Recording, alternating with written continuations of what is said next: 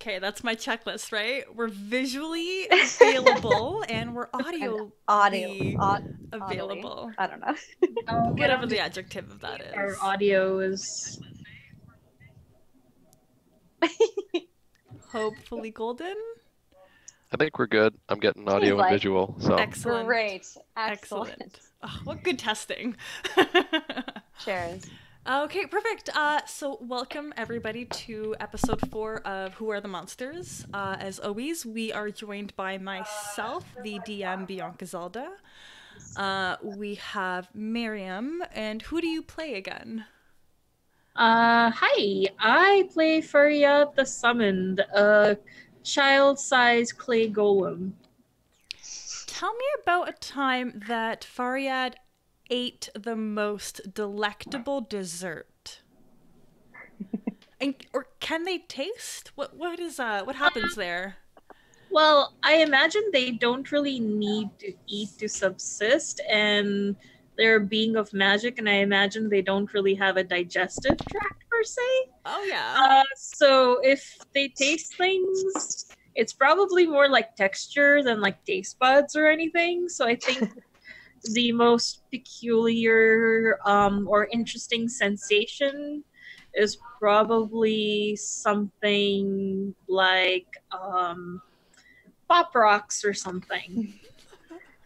Fantasy pop rocks are super popular with the kids. So that tracks, yeah. Yeah, so like pop rocks or something, or something that has like soft and hard and crunchy, that sort of a thing. Yeah, all I got are pop rocks. I don't know. And pop rocks and Kanapa. Excellent. And then we are also joined by Carly. Tell me about who are you playing today? I am playing Gwen. She is a very well-learned young lady. And she's going through some existential shit right now. Can you tell me about a time that she came across the most shocking book in her library? And it can be shocking of any kind of degree. It can be whatever you consider shocking. That's up to you. Okay, I think that she was searching through diaries of older monster hunters, because some people take journals and they'll write stuff down and they'll write their exploits and then donate it to the library whenever. And as she's reading through, thinking she's getting all of this normal stuff, she got a pretty saucy romance somewhere through there and became very, very interested in it, and then tried to find more journals by the same person to see if it continued. Did you find any more? Was it a saga? Yeah, I think there was maybe one more, and then it was left hanging, and because it was a real person, she'll never know. You'll never get that satisfying conclusion. Mm-hmm. Did they end up together? Will the romance succeed? Yeah. Perfect. I like that. Thanks. Devin, how are you today? I'm doing great. Excellent. Tell me a bit about your character. Eledwen Miryakawa is a high elf paladin of the Sehanine Order, which is sort of the biggest religious order on the Isle. He's currently also kind of undergoing a bit of a existential trauma, having found that there's a sect in his order which may not be functioning in the way that he believes it should be. Well, no, but yes. But that's definitely exactly what happened. No, yeah. But yeah. When you put it that way, it sounds wrong. Because it is. Can you tell me about a time that Eledwen and the High Priest bonded? What was it over? So Eledwen's been a member of the order for about 100 years or so. Okay. And over that's a lot of time to build up some notoriety within the order. So he's met the High Priest himself a few times, actually on his own, not just in big gatherings or whatever. And one of them was he got the honor to assist the High Priest with his training regiment, because the High Priest is rather old, and he's not as young as he used to be. He's not able to perform some of the martial feats that are generally required from the order. So every now and again, he needs to request assistance from one of the other members of the order to go and help him out. And so Eladwin had to go and do that at one point. It's considered this big honor. And while that's happening, usually they kind of chat amongst themselves. They talk about mostly religious things, but but they were able to get a little bit of a thing going on where Eladwen kind of revealed that when he was a child, he used to like to climb up into the trees and pretend he was an owl. Oh my gosh. Oh, And and so because the high priest was asking about his life and how he had grown up, and he just kept pushing and pushing, and so then of course the high priest said, "Oh yes, I too used to do such a thing, except for me it was a bat." So they kind of bonded over their little childhood tendencies. I like that. Okay, so the high priest always wanted to be a bat. That's wholesome. Writing that down. Yeah, although he said the owl was a smarter choice because you don't have to hang upside down so much. he's not wrong. Right. Brilliant. And then finally, we are joined by Shannon. Tell me a bit about the character that you're playing today. So I am playing Smudge, who is a goblin and the chosen, and his world's pretty much about what he expects. Pretty standard. Okay. Has Smudge ever shared a house with any other group of either people, animals, insects? Have you always lived with Eladwin, or have you ever taken up residence in sketchier places? No, so Smudge, until Smudge was about 6, Smudge lived with his goblin clan, and they're all pretty awesome. And his uncle, Squelch, was a really big figure in Smudge's life, and taught him about how to stab people and how to steal things and how to sneak around. And yeah, that was a lot of fun. And it was only a couple of years ago that Eladwin found Smudge. And then Smudge went to live with the elves. Do we think that Squelch is still alive? Yes. Oh, okay. Interesting. All right. So we last left off... Oh gosh, where did we last leave off? Was it the extermination? I just killed a bunch of people. Yeah, it was the extermination. I definitely just accidentally killed 2 or 3 people. Oh god, what was their name? Kimono Jacquet? Kimono. Yeah, Kimono Jacquet. Poor blessed Kimono. I didn't mean it. Yes, so there was the extermination of the frogs that had reached about 2 feet, whom had all previously fallen from the sky about 3 days ago. There was this huge infestation of frogs, which led to a handful of other economical disasters. The crew of you took it upon yourselves after being suggested by the guild to talk to the Prince of the Deep, where you also learned a little bit more about the missing boy named Boy. This led you back to the town or the city of Lendor, where the group of you kind of worked together to concoct the killing agent to kill all of these frogs. However, it was very potent, and those who were not quite skilled with the tools to release such a killing fume had accidentally also killed some civilians. So I believe we left off with there was a group of you in a circle. The bodies hit the ground, and Eladwin and Smudge were kind of approaching on the green. So we'll focus in on Gwen. Yeah. The bodies hit the ground with a heavy thud, but it's kind of echoed among all the other bodies of the frogs that are just dropping to the ground, which you've all kind of quarantined. What are you doing? I think there's probably a second where I didn't totally register it happened, and I just kind of spray for a second, and then I realized they're not getting up, and like there's not movement. And I think when I realized what happened, I just completely freeze. Like she don't move. She's just standing there holding this thing, like not even like for the first time in her life, she has no idea what to do. Okay. I walk up and turn the nozzle off. No, good plan.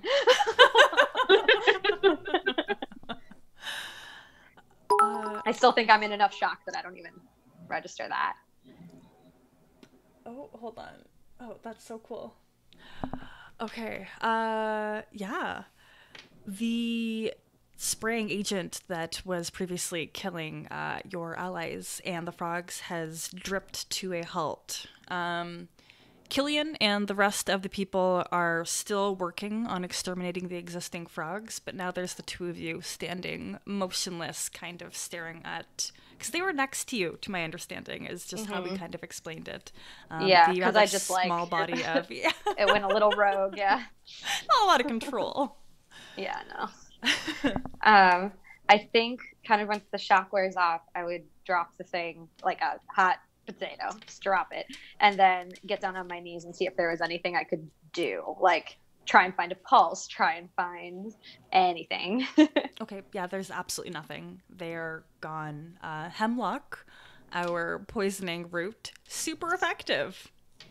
Just we did a great job, guys. Have we reached we've reached this area by this point? I think that's fair. Yeah, So I'm you just gonna see kind of Gwen come up hovering over behind one Gwen. body. I'm gonna come up behind Gwen, put my hand on her shoulder. There's nothing left we can do. Except loot the bodies. Whee! I didn't mean to. I lost control of it, and she's starting to get a little panicky. I don't know what I did wrong. I was following the instructions down to the letter, and I lost control of it, and I didn't mean to. I didn't want to do this. I say very quietly, the first time's always the hardest. She's right. They're right. It gets much easier after that. Can I make a manipulate Not what I someone meant, but check to try and help her calm down? I think that's good. Yes, please. Yeah, she's verging on a panic attack. That's a 4. I'm trying really hard, but Smudge is just you're distracted. not helping at all. Desecrating bodies by looting them. Which is not a help, but Mark experience. And so, Smudge, are you legitimately looting the bodies? Yes. I mean, why not? Marianne, They don't need it. what is your favorite, what's a good one? Favorite type of rice? Basmati. Basmati. Yeah. A local, like a rather prominent local who had helped organize the volunteer squad to help eliminate the frogs, Mr. Basmati, turns to Smudge, who I'm assuming is pocket deep, hand deep in somebody's pocket. Excuse me, tiny abomination, but you can't just take Kimono's glasses. He needs those. I Not actually anymore. turn. Because I'm so used to someone calling me an abomination that my head turns and I'm like, Oh. Brian. Basmati looks back and forth and then back to Smudge. No, little one. And he's going to start pushing you away. I growl at him. Are you resisting? Yeah. Okay. All right. What am I going to make you roll? You want to act under pressure? I can act under pressure. And this is just like a human man, super basic dude, probably wears a lot of vests and like torn trousers. That's a 10 total. Oh, damn. Wow. What does your resistance look like aside from the rather iconic growl? I think it's a growl, and then I just keep going back to the body, and if he keeps trying to grab me, I'm going to like bite his hand like a dog. I think after not being successful at tearing you away from the bodies, Bismatti's gonna like toss his hands up. This is ridiculous. Who is in charge here? And he's going to kind of spin around. I point to Killian. Killian looks super into his exterminating. Killian's Laughing. very hyper focused. Probably got his goggles on and he's just going to town. Ghostbustering it up. Yes. Absolutely. Maybe don't point at the madman. Basmati considers and then looks towards the next figure of authority, which would be the gentleman in the gleaming and potentially dented armor. Yeah, it's seen better days. What is the state of your armor again? Just for Functional, but beaten, damaged, dented. still covered in soot and potentially crusted, coagulated I've not blood. had time to clean it off yet. Some smudge leavings of unidentifiable mysteries. Yeah. Oh, I think we all know that's poop. Yeah. I was trying to be vague. Basmati turns to... Maybe Basmati's mildly sexist, because he turns to the gross-looking high elf first. Sorry, rather than Gwen. Sure. Well, she's not in a great state of mind, so it's Fair. fine. You there. You look like you know what's going on. Where's the city watch? We need medical care. These people should be taken somewhere. This, and he gestures towards Killian, who is probably, like you said, cackling madly. This is getting out of control. Can you contain this? Well, I just got here myself, to be honest, but I shall do my best. Aren't we surrounded by the City Watch? Like they were the ones helping to corral all the frogs? That's like a couple of like lowly members, but it's mostly volunteers that helped with this endeavor. Okay, so there are a couple, like, grunts, but Yeah. there's no, like, lieutenant or anything around. Nobody of like actual status. Alright, then I'm gonna call one of the grunts over or somewhat approach him. I don't want to go too far away from Gwyn, but I do want to talk to the grunt. Basically, get your commanding officer here. Tell him what's happened. He scratches his scraggly, dark brown beard. What? You want me to get my... They're really busy back there. You know how it is. I can write this in my report.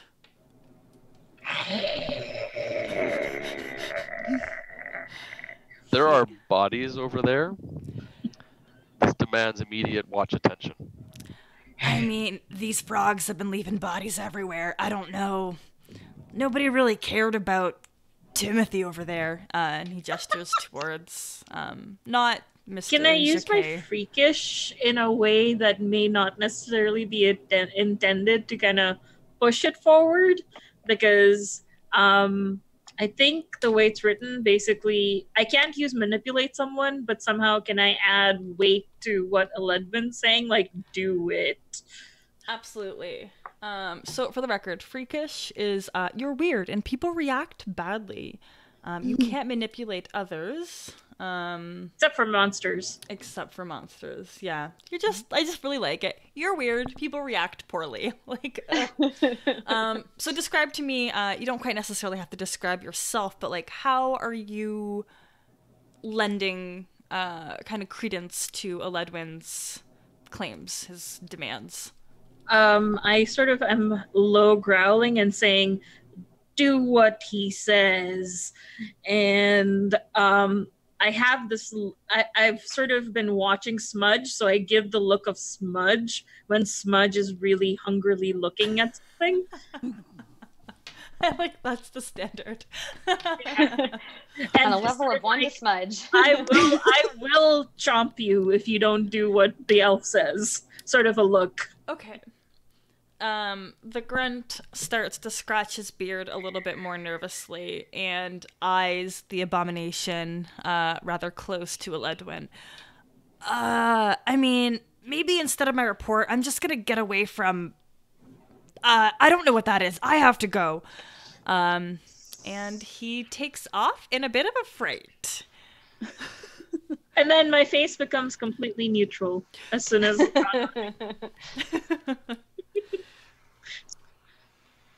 Well, that was effective. If, you know, he didn't just run away to clean up after peeing himself, but... Well, yeah, that was... he's not going to get very far on the guard, I'll tell you what. Perhaps we should get another one just to be safe. Another one of the guards. I think we're on our own here. I mean... Go ahead. Okay. And my face, which is usually just a slit, like a mouth slit, now has like little clay teeth that look a lot like Smudge's. Oh damn. Okay, I like it. Yeah, I was gonna say because you can probably like change composition of your face, right? Yeah.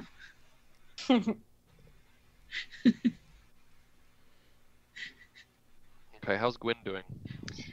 I mean, not great. she's still kind of like on the ground, probably with her hand on Kimono's like chest, not quite like trying to do anything about it, just kind of like a little bit in shock. But Hey, is it okay to touch the body? oh, I don't know. I did. I am now. It's fine. It's not nothing. It can't be transferred through skin. Okay. Good question, though. Yeah, that was a good question. Gwen didn't think about it at all. She just went, okay. So yeah, she's just kind of kneeling there, still in shock. She's not necessarily having a panic attack, but could soon. Okay, I'm gonna go maybe help her up. Try and get her to stand. Yeah, she'll follow your lead. Baryad, want to help me get rid of the bodies? Define getting rid of the bodies. I don't know, throw them in a river or a toilet or bury them or burn them or something. I get the sense that other members attached to these bodies would have a say in how they should be disposed. I completely ignore that. Best choice, really. Yeah, for sure. I think bury them is probably one of the ways, but they have a very specific way of burying them. I don't know. Humanoids are weird. Want to help me cover them with frog corpses? I think that's one of the ways they don't want to bury them. I like it. that was even a consideration. It's fantastic. Is there anyone from the guild around? Have we established anybody other than the guild leader in the guild yet? Yes, there was Blue and... I think I have the Chai. names. I lost Chai. my... Chai! Chai. Oh, I loved them so much. Me too. Yeah, I think Blue and Chai are probably present. I think I'll probably just like say we should get, who was it? I'm sorry, Chai? Or Blue? I think Chai will be here. Blue's probably Chai? left after Great. seeing Yeah, what Chai. they saw. I'll say we should get Chai. She may know the family. Somebody needs to be informed. Let's just get you inside. Killian can take care of the cleanup. I should help. Like, it's my fault. Just look over and he's still cackling madly. Still got his thing. And you know he won't do anything. He's got a holding cell. Like, he can That's hold true. the bodies. Yeah, then he experiments on the bodies, and that's bad. No, thank you. I know him too well. Out of character, I think we all know nothing good is happening to these bodies. It's very true. I think Gwen has high hopes, but out of character. So I'm gonna help Gwyn enter the building, and I'm gonna motion for Smudge to at least attempt to try to get Smudge to follow. I sort of say, perhaps we should go with. I look to Smudge and I say, perhaps we should figure out a way to unfreeze our friend Gwyn. Smudge drops the armfuls of frogs he's carrying and says, okay, and follows you inside. I'm not sure they're safe to eat. You don't want to turn out like them. And I point to Kimono Jackie and the people who are prone permanently. prone. Yep. Permanently prone. That's a nice way to put it. I thought so. It's quite eloquent. I love that. Smudge goes over to one of the bodies and just drops the frogs right next to it and then goes inside. On your way inside, so Smudge, I feel like you're kind of bringing up the rear of the party. Faryad, how close are you to Smudge in this incident? Fairly close, like arm's reach. Okay.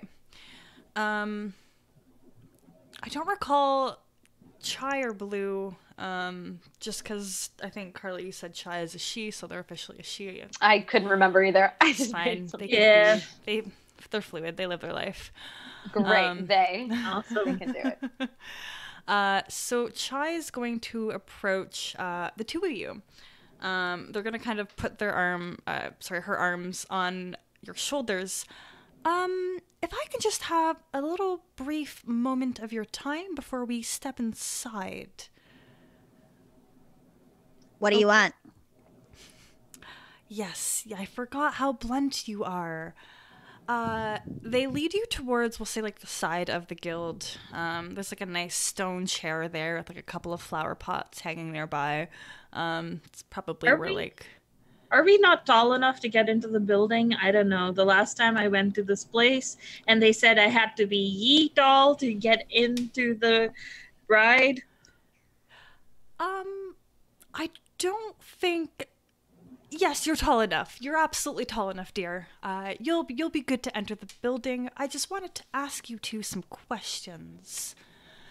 The guild leader has been indisposed.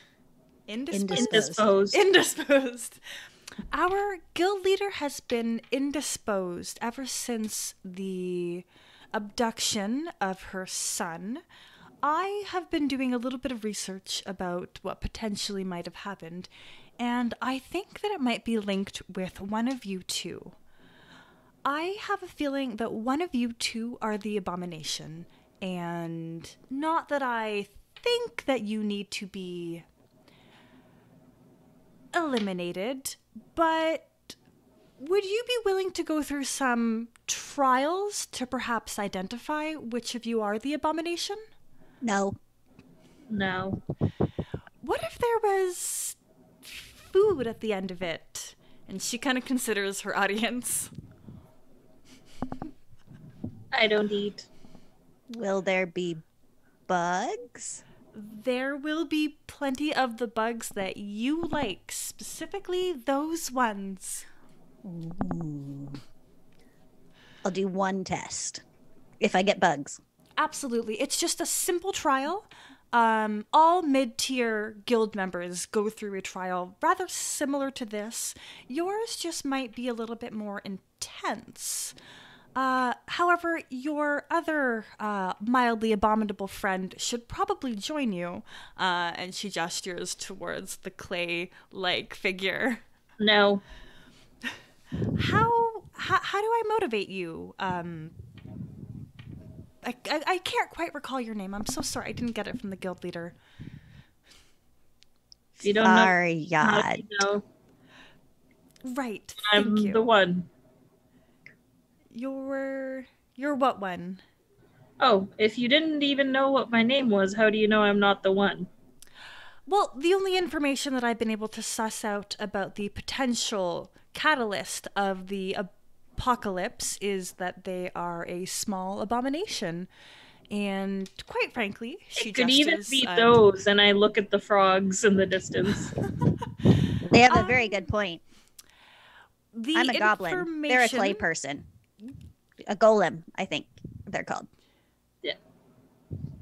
That's more information that I knew. She pulls out like a notepad, it's very similar to what Gwen has, and starts making small notes. How about let's go inside now. I've said my piece. You can join your companions, and I'll walk you through what the trial will consist of. Okay. As long as you don't take any of me. I will not. You can remain.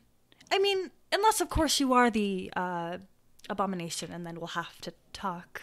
But let's not worry about that. And she stands up and starts to head towards. Were we going into the guild, or were we going into the?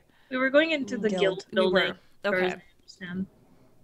I turn to Faryad and I say, I know it's you, but I won't let them hurt you. I promise. and follow. I just muttered to myself under my breath, what if it's you?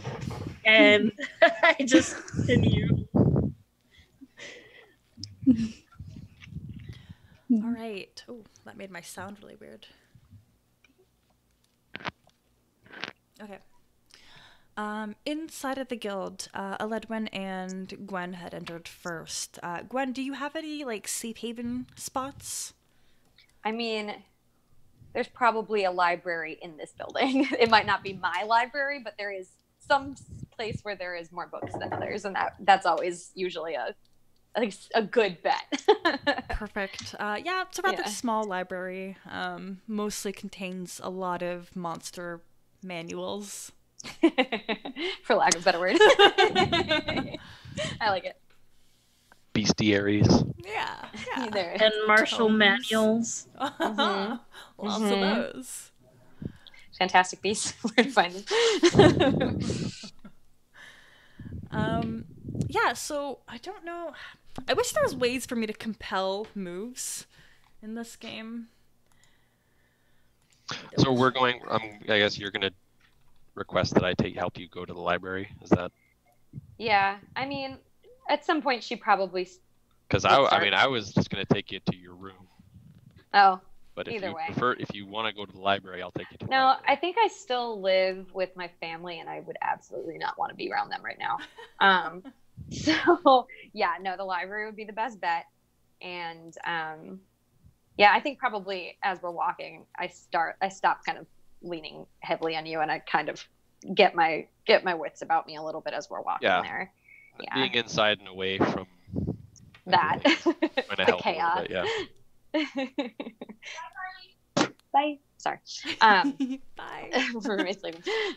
Okay, so as you no longer are leaning on me as heavily, I am gonna take a quick look back to see if I can see Smudge behind me. No. We both are not there. It'll probably be another 5 minutes before their entrance, led Okay. by Proctor Chai. So I'm gonna continue to take Gwen to the library, and then if I don't see them at that point, I'm going to snap my way back to the Chosen. Inside the library, it is rather empty. This one doesn't have a librarian front desk. It's small enough. Everything is pretty alphabetical, or... Okay, I've always heard of this word, the Dewey Decimal System, but it means nothing to me, like, logically. Personally. But Yeah, I'm sure that it's organized by the Dewey Decimal System. probably knowing these guys. Yeah. Very, Categorically very organized. Yes. It Yes. could be Library of Congress, though. Ooh. Mm. Yeah, it's very organized. However it's organized, it's very organized. It is. It is. There's only one person in the bibliothèque, And it is a woman with rather long, dark brown hair, with her back facing you. It's really good posture. It's kind of a form and a figure that you recognize quite instantly as the Guildmaster Jamila. Madam Jamila, what are you doing here? She turns around, and of course she's been crying. Yeah. Oh, hello. I'm just, and she starts to like hastily close books and shuffle things around. But typically you can read. And there's a lot of, you catch the word apocalypse more than 5 times. Great. Is she on a bench, or is there like a chair next to her I can sit in? Yep, she's at a table, Cool. chair. Cool. I'll sit next to her and just say, I've been looking into it too. Aledwin, did you enter the library? Yeah, I'm gonna enter there, make sure Gwyn's situated, but I was about to head back, but now talking about apocalypse, I am all of a sudden very interested. What did you find? Oh, well, I found something rather useful, hopefully. And she starts kind of digging through her piles. You do notice that she may have torn out a paper or two from a book. I can't fault her for that. Right? Been there, done that. Whoops. And on one torn paper, there is something scrawled in kind of like old font. Definitely not her writing. We've seen her writing on other papers. And it says that the sun will... Hold on. Guys, what way does the sun rise? East to west. Rises in the east and sets Depends in the where you west. are, but yeah. Does it? Oh, that's fair. Is that real? I don't know. Is that true? I don't know if I I don't believe know. you. For the most part, If you it's go high enough in the Arctic. Yeah. Yeah, that's fair. Some places it just doesn't come up. For a long Or time. doesn't set. Exactly. Okay. She shows you the scrap of paper.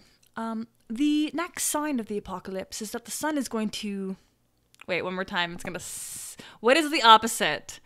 It would. West to east. So it's going to set in the east? Yeah. I've, like, never looked at the sun in my life.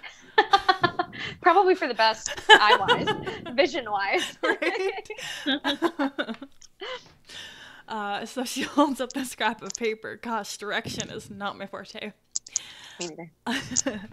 The next definitive sign that I think is going to happen here is the sun is going to set in the west, and that may or may not trigger a series of events that will probably be catastrophic. Any idea of how soon that will be? Nope, not a clue, unfortunately. Stuff Great. like this is kind of beyond me. I'm just trying to find information that might be relevant to us. And hopefully this will eventually lead us to finding my son. Of course. Sets in the east. Yeah. I'm just gonna write that down. East. Rise in the west, set in the east. Oh wait, which one's the right one? It normally rises from the east. Yes. Okay. Yeah. That's for my notes. That was difficult. But that's the only information that I've found so far. Have you heard anything about my boy? I haven't yet. I'm so sorry. We were working on getting these frogs taken care of, and that was going to be our next direction. Oh, it's not official guild I know, policy. but Not you're official guild stuff to find my son. That is my responsibility, and it also falls on the City Watch, not you folks. We have a personal vested interest in this. Could you perhaps explain why? His guild's responsible. Well, your son. I don't Faryad, want are to you alarm there? you. Yeah, hold on. So Faryad may or may not have probably didn't quite say that, so let him respond Yeah. without that. You may or I don't wish to alarm you, but your son may or may not be involved in some sort of plot to take over the Church of Sehanin. I'm sorry, what? I I have a hard time believing that. I was just visiting the church a couple days ago and I talked with Ivory and everything seemed to be normal. Ow. Yeah. Don't you love Ivory? She's great. Not creepy at all. No. Sings the best lullabies. Yeah. Yes, well, I do believe that she may also be involved. At this point, we're not sure what to think, but rest assured, I will be doing everything in my power to uncover what is happening. She turns her body, like, in the chair to face Eledwin and reaches out for your hands. I can't go against that church for obvious reasons. If it is within your powers to take care of whatever is happening there and in the process save my son, I will be indebted to you beyond what you could ever imagine. Just please, please, save my son. For the dark light of Sehanin, I swear it'll be so. She returns the gesture.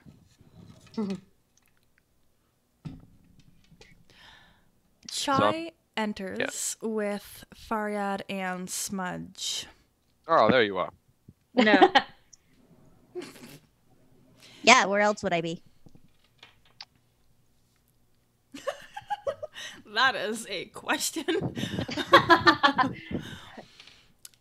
Chai locks eyes with Jamila. I have the two that we were talking about. Did you want to start the trials? And Jamila kind of nods, gets up, brushes herself off.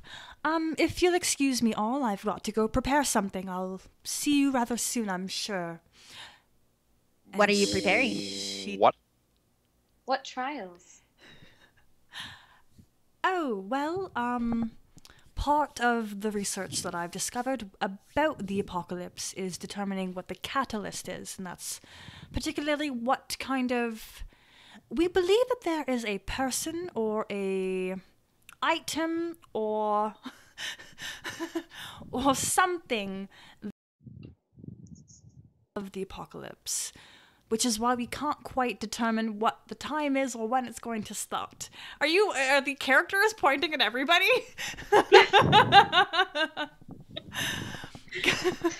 Poor Jamila, like, are you all abominations? Therefore, we're just trying to isolate what the possible catalyst could be, and we've set up a handful of trials to perhaps either force the apocalypse to happen or not. That sounds like a bad idea. Yeah. What? I'm not really keen on that. It'll I be know fine. you're- Neither of us are cats. Where are you getting this information from? Oh, from... she leans back towards her table and she's gonna pull out a tome written by... do we have any, like, old families that we've established? I guess none other than... Yeah. I feel like And, we've used your family Killian's. already, though. And the Gillian's family. Yeah, but they wouldn't write about the apocalypse either, probably. Not really. Not unless there was, like, a scientific take on it. Although... What about the Meryl Yakawa family? They're really long-lived. What family? Oh, what? Ledman's family. Ledwin's? Yeah, they've been around for a while. They've been heavily involved with the High Elven proceedings and probably have a vested interest in holy scriptures and things like that. Definitely. They're probably a big fan of prophecies. Because what is better than a good old-fashioned prophecy? Exactly. Yeah, absolutely then. So Jamila will pull up this. It's a beautiful book. Super, super thick cover. Really well kept. Silver embellishments and embossed writing. but with the name, wherever the author's name goes, Miri Yakawa. First name, something super long with like 3 hyphens in it. This is a book that I found that has a couple of prophecies that suggest what the apocalypse could be and what ways that we can trigger it in order to contain it. Well, I find it difficult to argue with that book. Fair. Do you know what's in it? Have you read this? Me personally, no. I am not on the side of the studious acolytes and monks. I'm more on the point me in the direction of what needs to be destroyed kind of side of the church. Fair. And I point at the last name.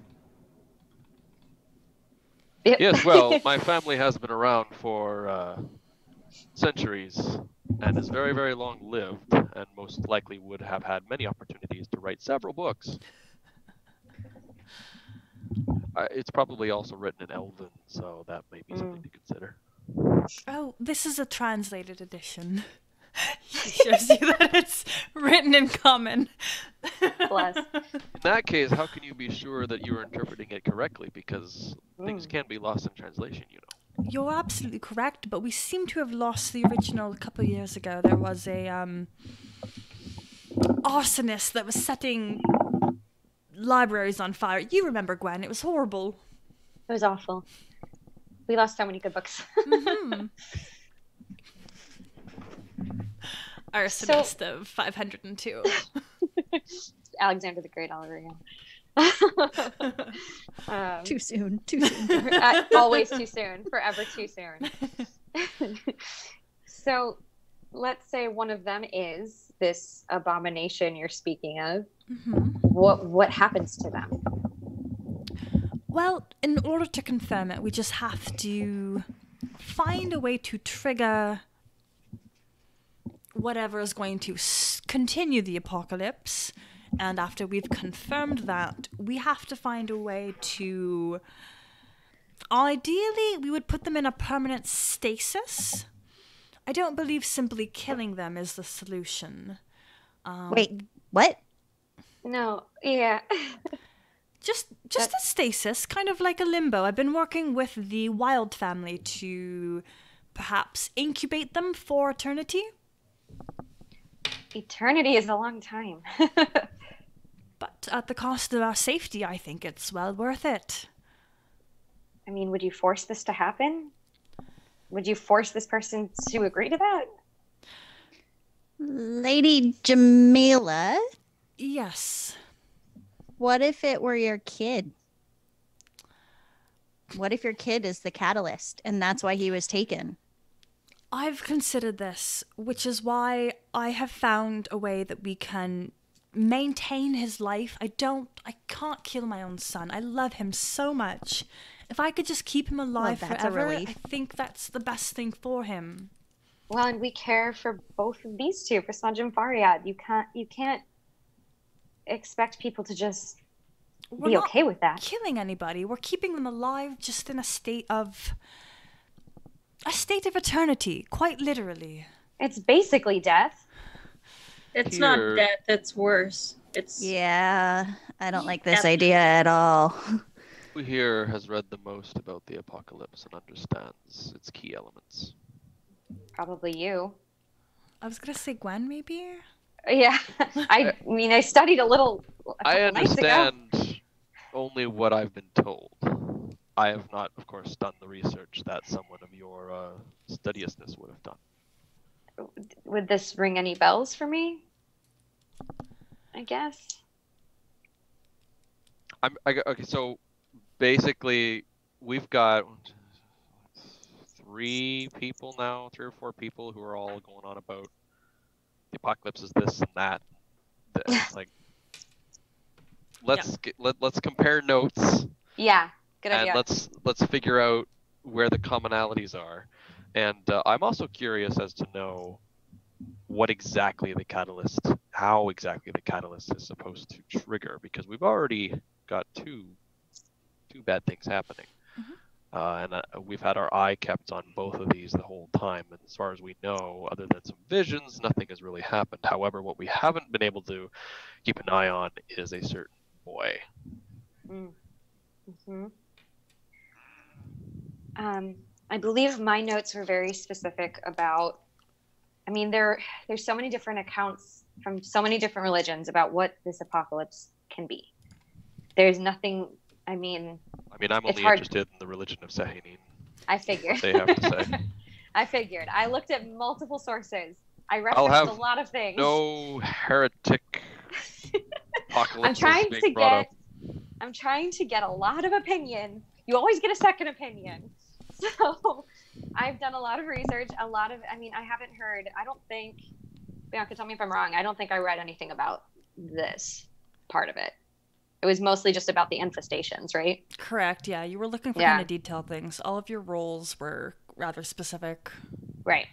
I haven't read anything about this. Do you, Lady Jamelia, do you mind if I read this book? I'll be fast. Yeah, absolutely. You can check it out here as you would any book. And she hands it to you. Are there any pages that she ripped out? Not in this one. You find the pages are strangely durable. Great. Yeah. Well, if you give me a couple hours, I can try and book my way through this.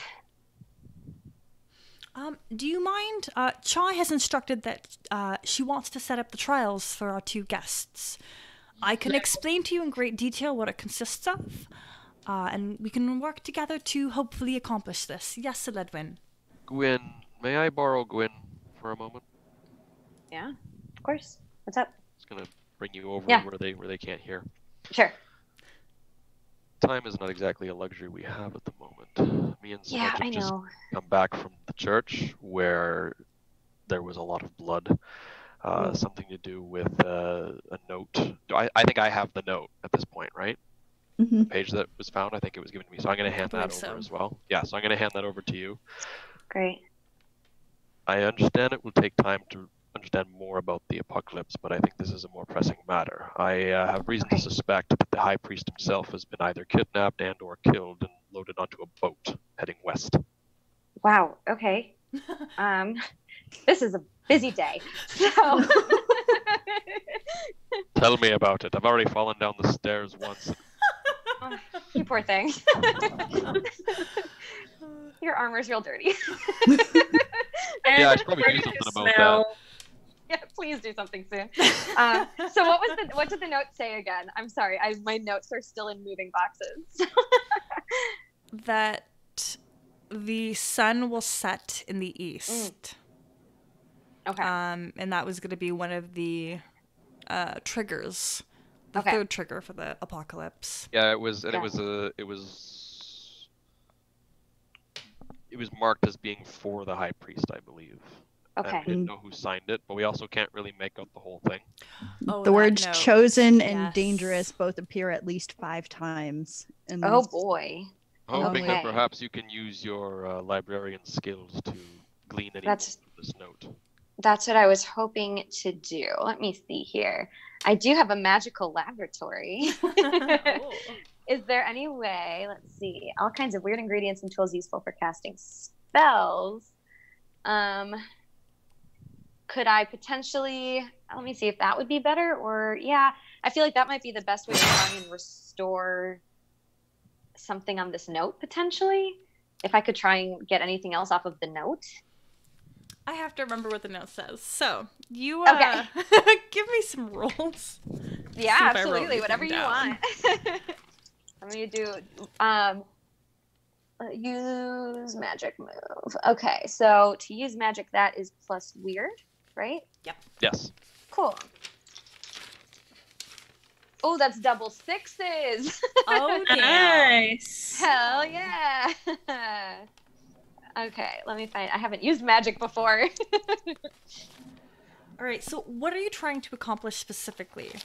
I am trying. So, can you explain to me how the note looks? Is it just like it got worn away? Is it like it just was stuff scratched out? Was it?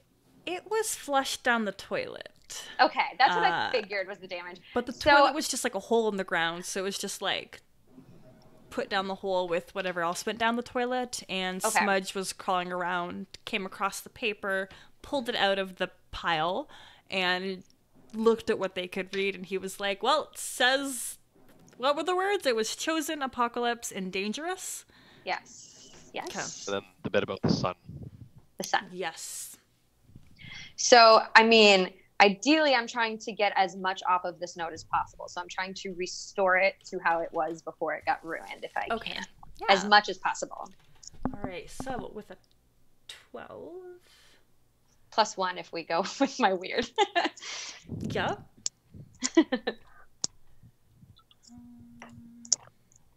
That's a pretty good start for your day. Right? Thank God. So you get an extra effect. Mm-hmm. Um. Oh, I missed that part. Let me look. On your use magic, but like none of the effects. Really The work. keeper will offer you some added benefit. Oh, that's on me. Okay.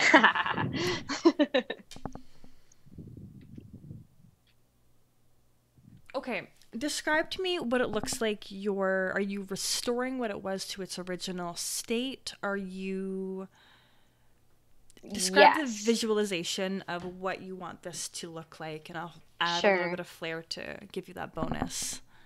I think so. The way that I'm picturing it is, how like, have you ever seen like art restoration videos where they're like really carefully going over stuff? There's lights, there's Yeah. like liquid on it. So I know it's technically kind of a magic roll, and so maybe there's a little bit of that. But because she's much more knowledge-y based and her family's much more knowledge based, I like to imagine it happening. Maybe it's magic, but it's very practical magic. I like that. It's Forensic got to be magic. some science. Yeah. Yeah. So it's a lot of like, developing photos almost where you're in that like creepy red room with the liquid and stuff like that, and black lights, and except fantasy version. Darkness. Yeah, exactly. Okay, perfect. Are you working you're in the library still, so you're sitting at this desk. There's piles of books all around you, and you've got maybe like a liquid smeared over this paper, and slowly you can see the paper absorbing that liquid that you've placed over top of it, and it's erasing, like that liquid itself is pulling the refuse, the liquid, just all of the crap out of the paper, and it's restoring it to its original condition with the writing, not like it's Cool. just a Yeah, blank not piece of paper. just a paper. Yeah, It's a tree now. And it says, fuck, what does it say? Was this a letter to the high priest or from the high priest? It was to the high To priest, the high yeah. priest.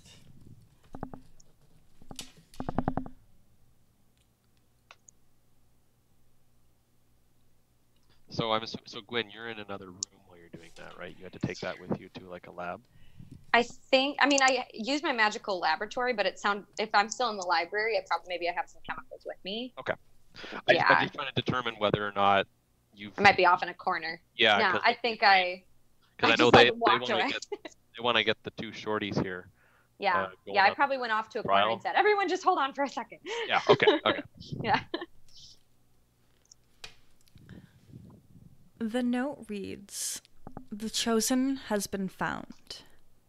The chosen is highly dangerous, and we believe that they are the trigger to end the apocalypse. The apocalypse is dangerous, but the chosen has been found. The signs that we've discovered are frogs will fall from the sky. The sky will be covered in darkness, and the sun will set in the west.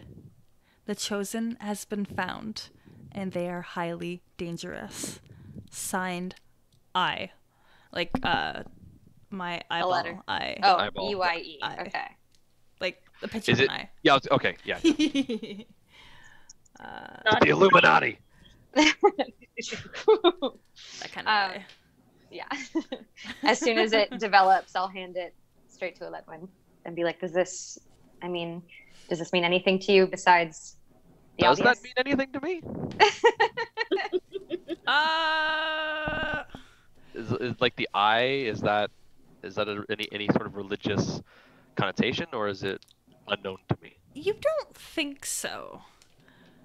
It's So not this- really tickling any Okay. religious So- kind of feelings. It's like about as far away from the moon as you can get, so. Yeah.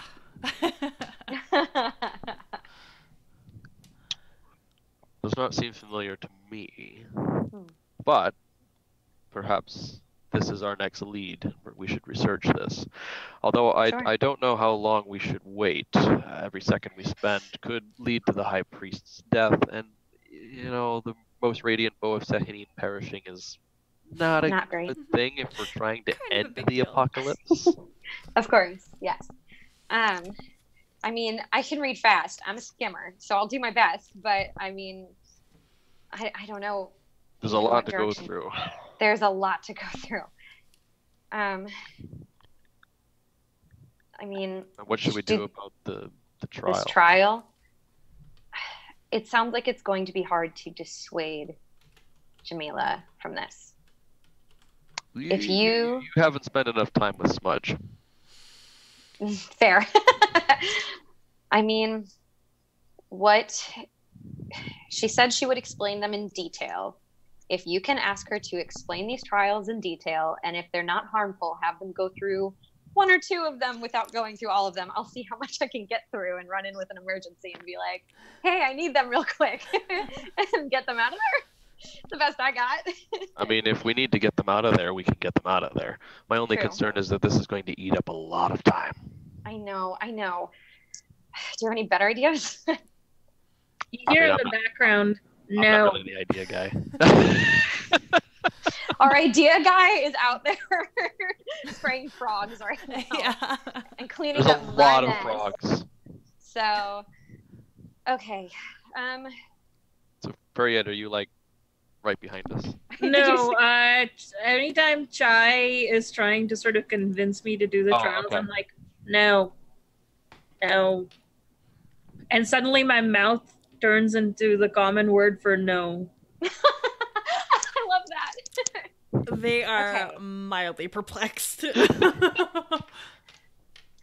Okay, here. I was gonna come up with another suggestion. I don't know if it's gonna work. I mean, if you want to sneak them out and go do something, I could start arguing philosophy and morals and ethics about these trials. Do you want me to do that? It's worked for me before. You want to head to see if we can chase after the body or whatever we might have found from the church? Yeah, I don't know. If you took Smudge and Faryad while I distract Jamila and Chai, and then I could meet you there. If you think that's the most pressing matter, I trust your judgment. I believe it's the most pressing matter, but I also would like to know as much information as we can about this. The problem is that we just don't have the time. I know. And the more we talk about it, the less Are there time any we have. way you could Okay. could you maybe take out a few books first and then bring them with you? Yes, absolutely. I'll read on the go. See if we can. I'm very good at this. This is the one thing I'm very good at. Okay. Yeah, let's do it. Cool. Great. Okay. I take that book I still have the book that Jamila gave me, Yep. and I'll walk back over to her and be like, what other books were you looking at? Do you mind if I take those as well? Oh yeah, as long as you sign them out properly and follow the official orders, it's fine. Of course, you know who my parents are. Watch, come here. What? I'm gonna need you to. When I give the signal, I'm gonna need you to grab Faryad and then grab me. Anywhere I want to? Fine. Yes. What's the signal? I'm just gonna snap my fingers. Okay. As soon as Gwen gives me the signal. Yes. Because you need to get the books first. We need to do that first. Yeah, I'm getting those right now. I'll go fill out the tome with all of the books that I have. I'm sure it's like some kind of Sign them out. register. Yeah. I'll go I don't sign know out if all you my remember, like books. back in the 90s, there was like that card system where you'd like write your name on the card. Yeah, like Yeah, in the little my pocket of the favorite. book. Yeah, that's totally what they best. have here. Yeah, that's what I'm doing. I'm signing everything out. I'm putting the cards in. I'm writing very fast. You almost can't really read what my handwriting says because I'm kind of just scribbling at that point to get everything very quickly. Okay, perfect. Yeah, you've got your 3 books. Great. And I'll kind of nod at Elodwin when I'm done. Oh, okay. And I grab Faryad's hand and I grab Eledwin's codpiece. Is that just like what's within your reach? Pretty much. Okay. We'll go with that. Also knowing that it will annoy the crap out of Eledwin. Yeah. Of course. Okay, so this is going to be interesting because I'm going to be using angel wings, Ooh. which normally just works, but when I got to take people with me, Yep. it could go very, very, very bad. But I it love could also work really well. consequences. So we're going to see how this goes. All right. I'm not the best at this ability, but I mean, if it works well, I can literally take us straight to the dock. And save some time. Yeah, I'll get a huge lead. Or we might end up separated all over the place. So we'll see how this goes. Can I use why so? Or it might straight fail, and then we'll just have to book it. Can I use why so serious by saying what the smudge? Yes. All right, that gives the party a +1 on their next roll. Yeah, I'll probably need that. That's really helpful. Anything else? I think that's our only support. And if you're trying to talk, smudge, I can't hear you. Oh. I'm trying to figure out if there's any way I can help out.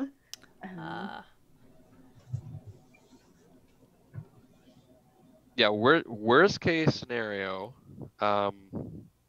we get separated, or we all teleport, but not where I want to go. That's my favorite one. I'm hoping for that one. Second worst case is it just straight up fails, in which case we'll just have to run. Or best case, it succeeds and we can actually get something we planned to work for once. But are we good? We got the +1 from Faryad, and I think is that all we've got? Yeah. All right. Let's do this. No pressure. That is that's a 6. Okay. That's with your +1 and your. Yeah. Weird. Yeah, that's a 1 and a 5. Okay, you are my divine.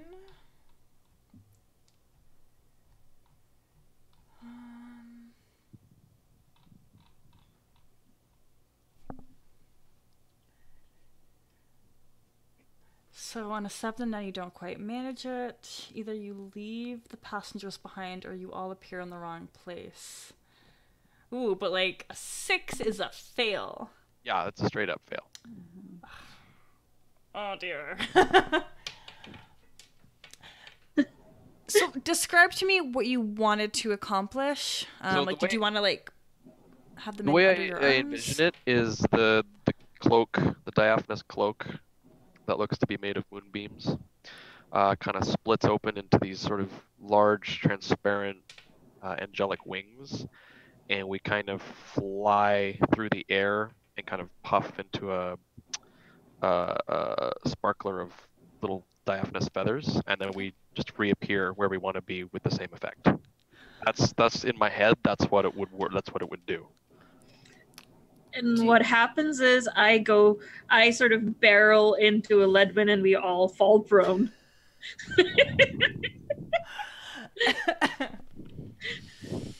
Oh god, there's so many things I can take with this. Teleporting's fun. Oh, it is. It really is. Were you the only thing I have to visualize is like how were you holding these two? I'm Which was the glue? I mean, Yeah. so Smudge is holding Faryad, and then Smudge is holding me, and then I'm just kind of putting my arms around them. I don't think I can actually create a full circle, but I'm gonna try and.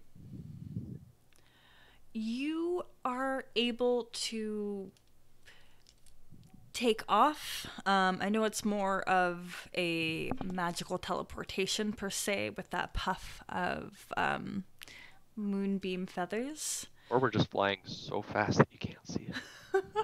It's just a streak of rainbow. A couple of feathers flutter down. You three, you disappear from the guild library. Gwen, all you see are the sparkling moonbeam feathers. Maybe 3 of them flutter to the ground. And then you hear a scream.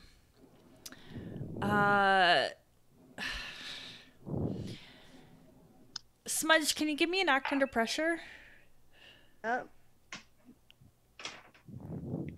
Oh, that is not good. Oh no. Nope, that's still a 6. Wind took all of our luck. I'm sorry, I had one really, really good roll. I also had one really good roll. So. Oh no. Are you no. you're happy Wait. keeping that 6? On the plus side, we're getting lots of experience. Oh shoot! Yeah. There. Um. Yeah, I forgot about that. Okay. I'm gonna burn a luck. I'm gonna Do do it. it. First one of the game. I'm burning a luck. All right, you are. And I think that means you get to do something in accordance with one of my tags. Yeah, I'm gonna take a look at that.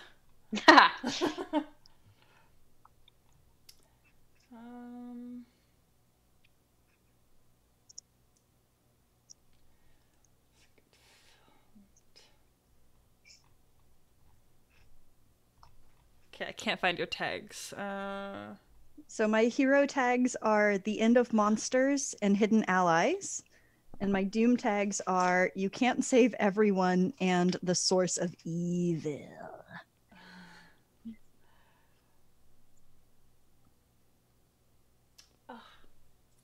Okay, I've got it. Writing it down, I'll tell you after. So, Smudge, you ended up on the the tallest building in the guild. You hit the flat portion and you rolled a little bit, but your luck held on enough and you did not topple over. But now you're just chilling on the top of the guild building.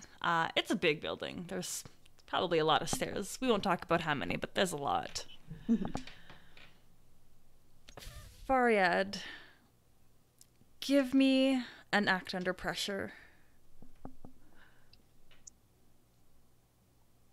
Ooh, so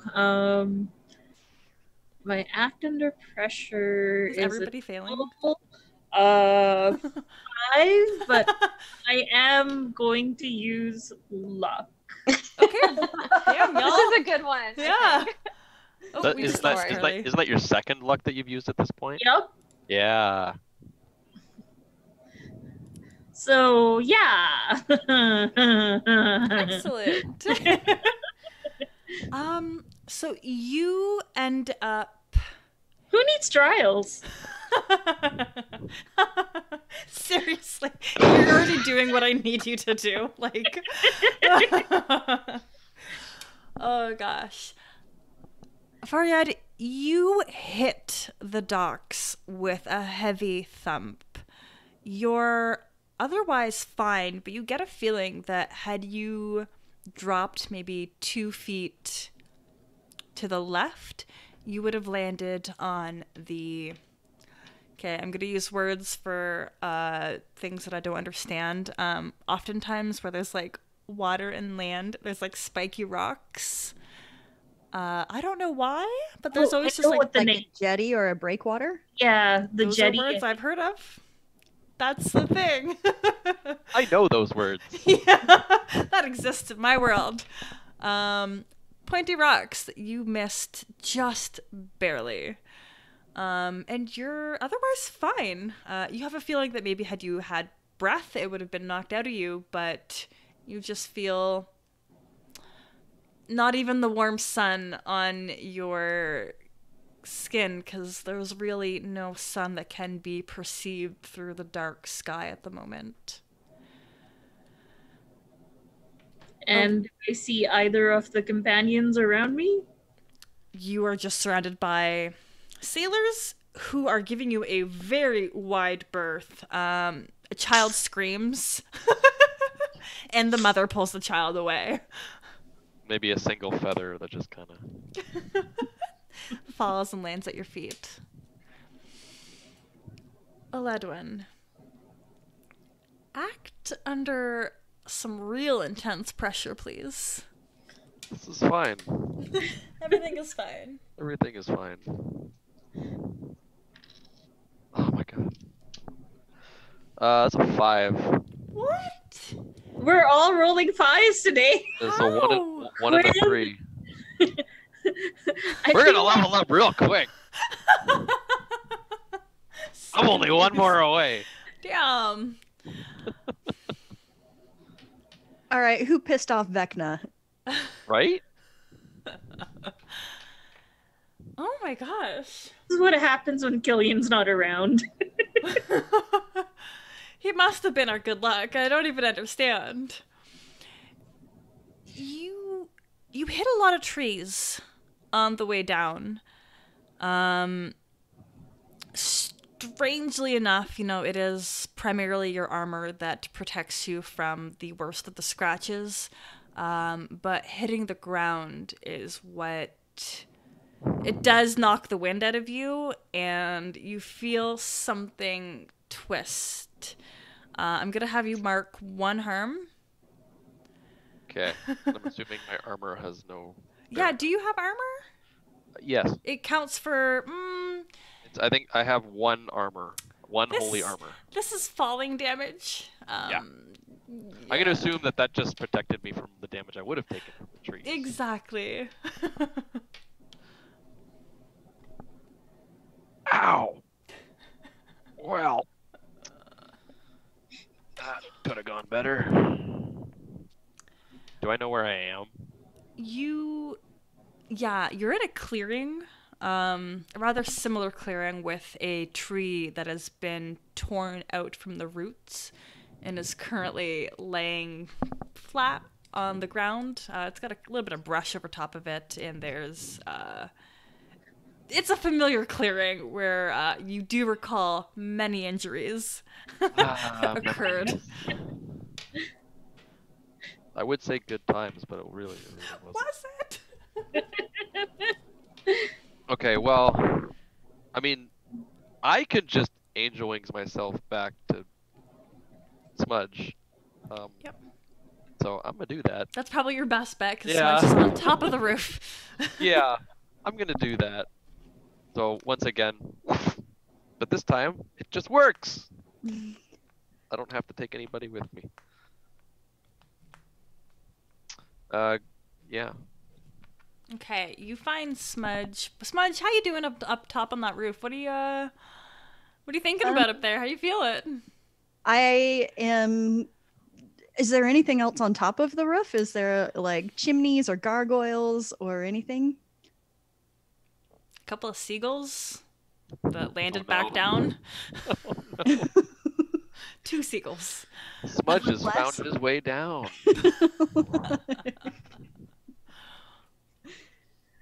Oh. Yeah, that's about it. I'm- It's nobody. You can't really get up here normally. It's not like a accessible roof. I am currently like trying to tear roof tiles out or shingles out to see if I can make a hole. Not how that works, but yeah, you Straight can as tear the fast. shingles off.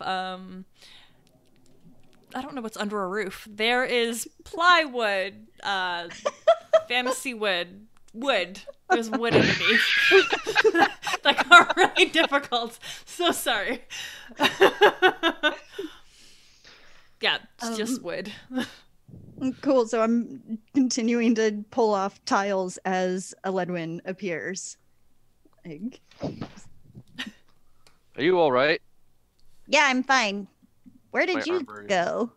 10 times more dented than it was earlier. You're looking really good, by the way. Yeah, thanks. Seems like something interfered with our transportation. Wait, where's Faryad? That's a good question. I'm assuming we can see out. You've got a A pretty good lot. view. Yeah. Can we see Faria down on the docks from our vantage point? Or maybe can we see a commotion at least? Yes, you see a panic crowd, the occasional shriek, and some people just dispersing. But Faryad is very little, and they seem to blend in with the earth a lot, so you can't quite identify them. That's probably a safe bet. Probably. Hey, do you have something heavy besides you? Not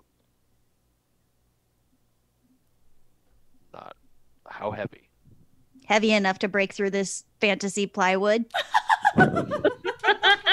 Thank you, thank you. I mean, I could probably just straight up bash it down with my staff. Yeah.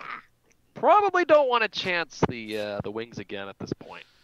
Yeah, property damage. Let's do it. Kick some ass.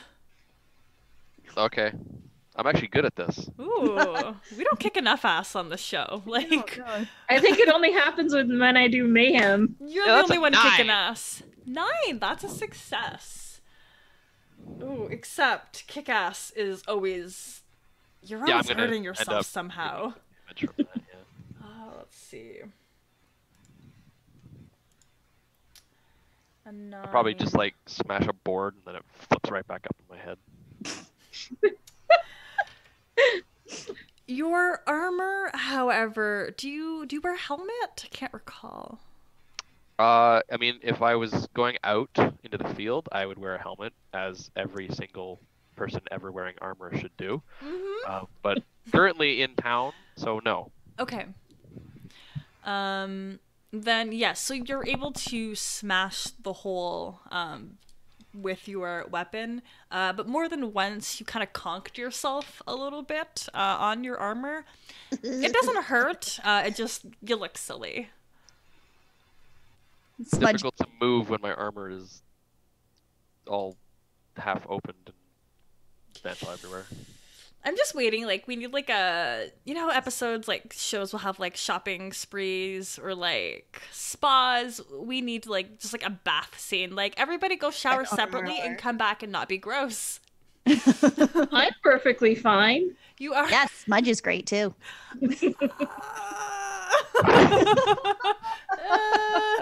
It's questionable. Speaking Ellen, of, Smudge looks in the hole. Is there anything there? Like, are we inside the roof? Are we in an attic? You're in an attic for sure. Okay, Smudge is going to drop right down and start checking to see if there's anyone there and look for a way to sneak out. You pass through layers of cobwebs. There's even like dead lizards caught in the cobwebs. I twirl a lizard around the cobweb and make a cotton candy. Oh, good. So So gross. I'm gonna drop down and appeal to Smudge's more reasonable side and say, "Look, we need to get down there before Faryad causes any more problems, or before somebody else decides to cause problems because of Faryad." Yeah, but we should probably sneak down there so that the people here don't get mad at us. I'll deal with it. Okay. And Lead on. That is disgusting. It's delicious. Do you want some? I'm good, thank you. Okay, well, you go ahead. I'll follow. So we're gonna head down as fast as we can to the bottom of the building, assuming we shocking anybody who was in the building. You run into a handful of people. Not a lot of guild members tend to like As- maintain their presence there, but go ahead. I was going to say, as soon as Aledwin is out of the attic, Smudge follows, but starts sneaking around and like testing all of the locked doors to see if any of them open anywhere interesting. Ooh. Oh. Give me.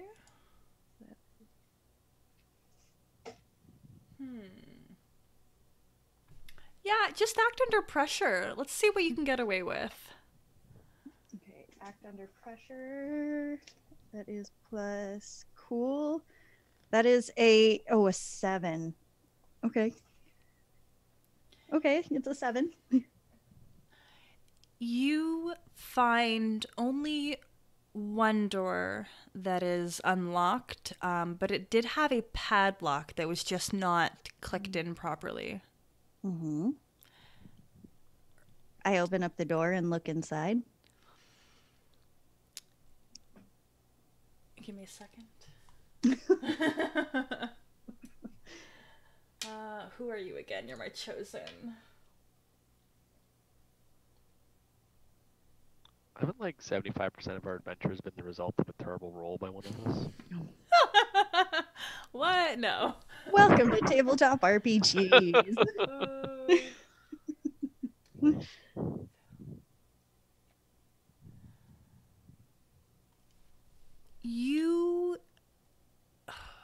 You hear the jingle of shackles,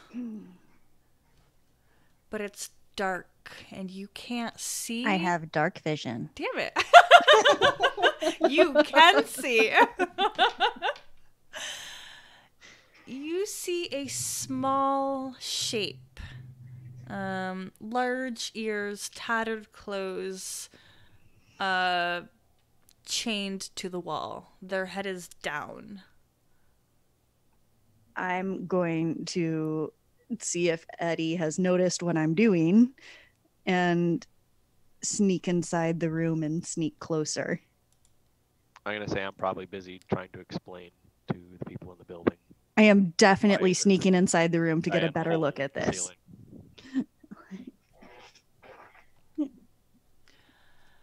So you are sneaking inside to get a better look? Oh, heck yeah. Okay. Inside is an emaciated goblin.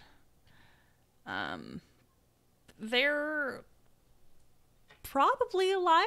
You know, you heard the jingle of shackles, therefore they're probably moving. Can I feel like this needs a read a bad situation roll, but I'm not sure if it does yet. Like I want to go up and either like poke them, but also make sure there's nothing else in here that's going to hurt both of us little goblins. I mean, you could do investigate a mystery. Okay. Either way, sharp. Well, I'm going to burn a luck. What? We are on episode 4, by the way. We still have many more to go. I noticed the only 2 burning luck are the chosen and I was The gonna say ones I who haven't really used a single shouldn't. one yet. Oh, damn.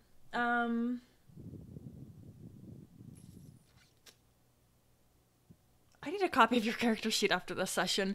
Okay. Or just like a screenshot of all your tags. What? Can I pick your tag? The keeper will throw something from your fate at you. Yeah, so that was an end of monsters, hidden allies. You can't save everyone, the source of evil.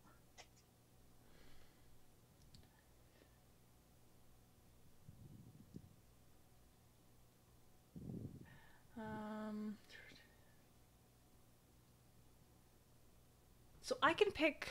I'm just rereading this. It seems like I can pick any tag I want. Mm-hmm. Ooh, okay. Okay, I got it. I've got this one, and where did I write it? Here. Great. Yeah, so sorry, what were you rolling, to read a bad situation or to investigate a mystery? I think it was read a bad situation because it's not monster specific. Or And you got a luck, so that's 12. mm-hmm. Yeah, you get to ask me any question. Are there any dangers in this room I haven't noticed yet? Is the first one. There is a tension in the room, it's almost that electrical, your arm hairs and your neck hairs stand on end kind of tension, but you don't feel a sense of physical danger. Does that sense of tension change as I move around the room? Nope, it pretty present regardless of your positioning. Okay. Is the goblin alive? You've got big ears. You can hear really well. You hear his wheezing, very slow breath, but he is alive. Do I know this goblin? How close do you want to get to them? I'm gonna get right up there. Okay. You peer in. So to kind of set the scene a little bit more, this is a small windowless stone room with two of those kind of like hook things. I mean, like I use it for like my dogs to like so they don't run away. Like you post it into the wall. I'm picturing like the well in Shrek 2. I don't remember. Carly got it though. That is what matters. There's two kind of posts that are stuck into the wall where the chains are shackled to, and he's only tied up at the wrists, but his legs are they're sitting at an angle, and they are the kind of shape that you get a feeling that there's no more muscle left. So like he wouldn't be able to walk if he wanted to. And as you peer in closer, you kind of have to do the tilt your head under to get a view of his face because his head is down. He's got long, matted white hair that's greasy. And like when I say matted, think of the grossest animal with matted hair that you can think of. That's on his head. And I'm it's picturing just... sheep dags. Yeah. Is that a dag? Is that a dog? Oh, no. Dags are the bits of wool that gather, this is so gross, around a sheep's bum. And if you don't trim them, if you don't dag the sheep properly, it'll mat and it'll also get caught up with feces. And the oil from the sheep will make it dreads. And it's, yeah. Huh. Like, Huh. I learned something new. Also the word dag. I'm just going to think of sheep butt whenever I hear that now. Yep. So I hope that's fine. Yeah, good thing to think of. okay. Probably similar scent. Not that that is particularly offensive to your nostrils. Mm-hmm. You tilt your head to kind of get a better view. And there. reach out. The goblin comes to life and lunges forward. Are you startled back? Smudge startles back and hisses a little bit. The old goblin looks up. He coughs and probably like a little bit of dust. Maybe some blood comes out. Is that... What's my old man voice? Is that you, Smudge? Uncle Squelch? Squelch lifts his head, but it looks like this takes such an unimaginable amount of effort that he only meets your eyes for 2 seconds before his head hangs again. How did you wind... What the fuck?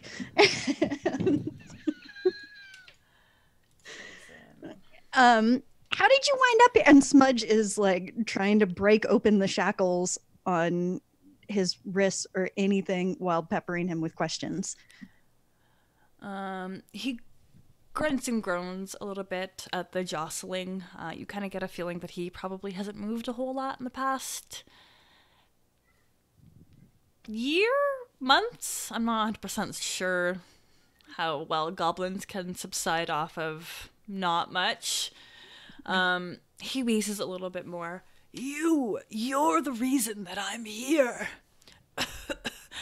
Smudge, you are such a failure. You've been nothing but a problem for all of us goblins.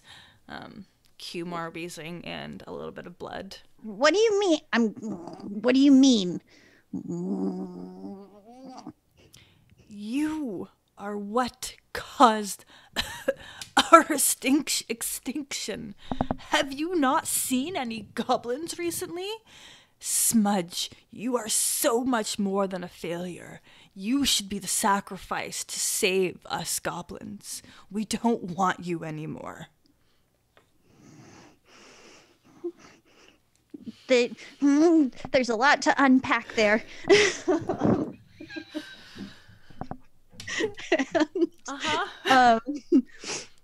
And I say, is everyone dead except us? Our entire clan was destroyed because of you. I'm all that remains. They're still trying to pull information from me. By who? The monsters. That's who.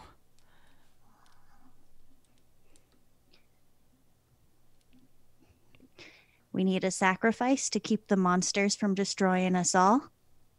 You, Smudge, you must be that sacrifice. You don't deserve to live after you've caused what you've been a part of. No one, anywhere, deserves to live. And I take out a knife and I stab him in the throat. Okay. Roll me that kick some ass. Or He is chained to a fucking wall. you like, right? I'm thinking act under pressure. Because, like, in order for kick some ass, it has to be almost combat. This is just, you're stabbing him in the throat. 9. You stab him real good. But he... Ooh. Does your clan have a war call? Almost like a familial... I picture goblins are very, like, close creatures. Go ahead. It's very much like the Xena warrior princess. Ay, ay, ay, ay, ay, ay, ay, ay. Okay. He lets that sound out, but it's a gurgling, bubbling sound. And you definitely get a feeling that sound, that alert, that notice wasn't for you, nor was it for your people.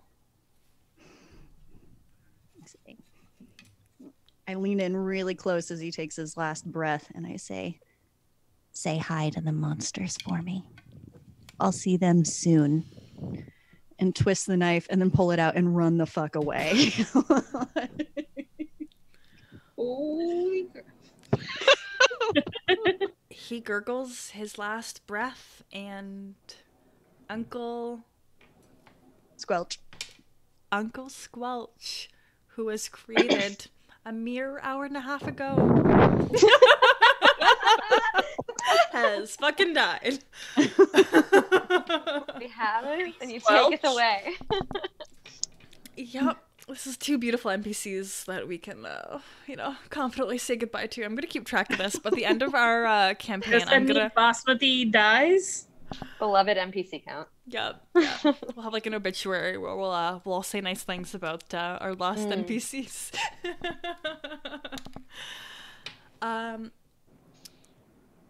We'll pause this for a second. I just want to let you know my kitten has noticed that I'm upset and come over to sit on my lap. That's really sweet. Please pet that kitten for me and tell them thank you. Will do. What a doll. Gwen. Mm-hmm. What, were you chilling at the library? Were you reading some books? Some good books?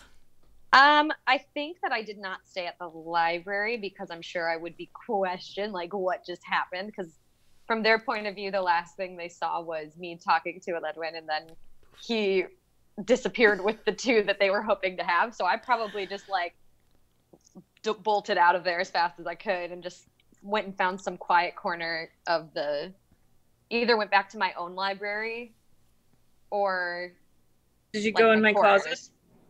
Do you know? Do I know where your closet? I was gonna say, do I know where that is? Have you shown me? Maybe. Is it a big enough closet that a human being can fit comfortably? Well, it's a storage closet, like a broom closet. So yeah. I would need some light probably too. If I could grab a candle. I would probably go to my quarters and just lock the door. So if my family was there, I could just pretend I was really upset about what happened with the frogs. And well, not pretend. I am upset still, but like I could pretend that's why I'm locked in my room while I'm reading as much as I can before I head to the docks. All right. Do you want to give me some research rolls? Yeah. Whatever our equivalent is. Let's see. I think it would be investigate a mystery, probably. I'm thinking so. Yeah? We're at that Okay. point where we're trying to solve some mysteries right now. I keep throwing too many mysteries at you, and I have to stop, and I don't know how to stop. Hey guys, guess what number it was? It better not be 5. I'm gonna turn the stream off right now. Damn it. I had 2 But you know what? successes. There have been a statistically had- probable distribution of rolls this Yes. episode. I did get one real good one. Mm-hmm. Let's see. See, I haven't used a luck yet. So part of me kind of wants to because I want to know what's happening. Are there any I'm gonna consequences use- for your luck usage? I don't think so. Let me see. There should be. I would imagine there is. You're my But- expert. It doesn't tell me. No. You just Cool, have a so I'm just finite using a luck. amount. Yeah. Yeah. All right. This was investigate a mystery. Mm-hmm.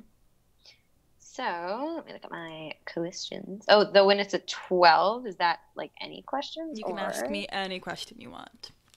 Cool. Oh gosh, so much pressure now that I've put on myself. So I would ask.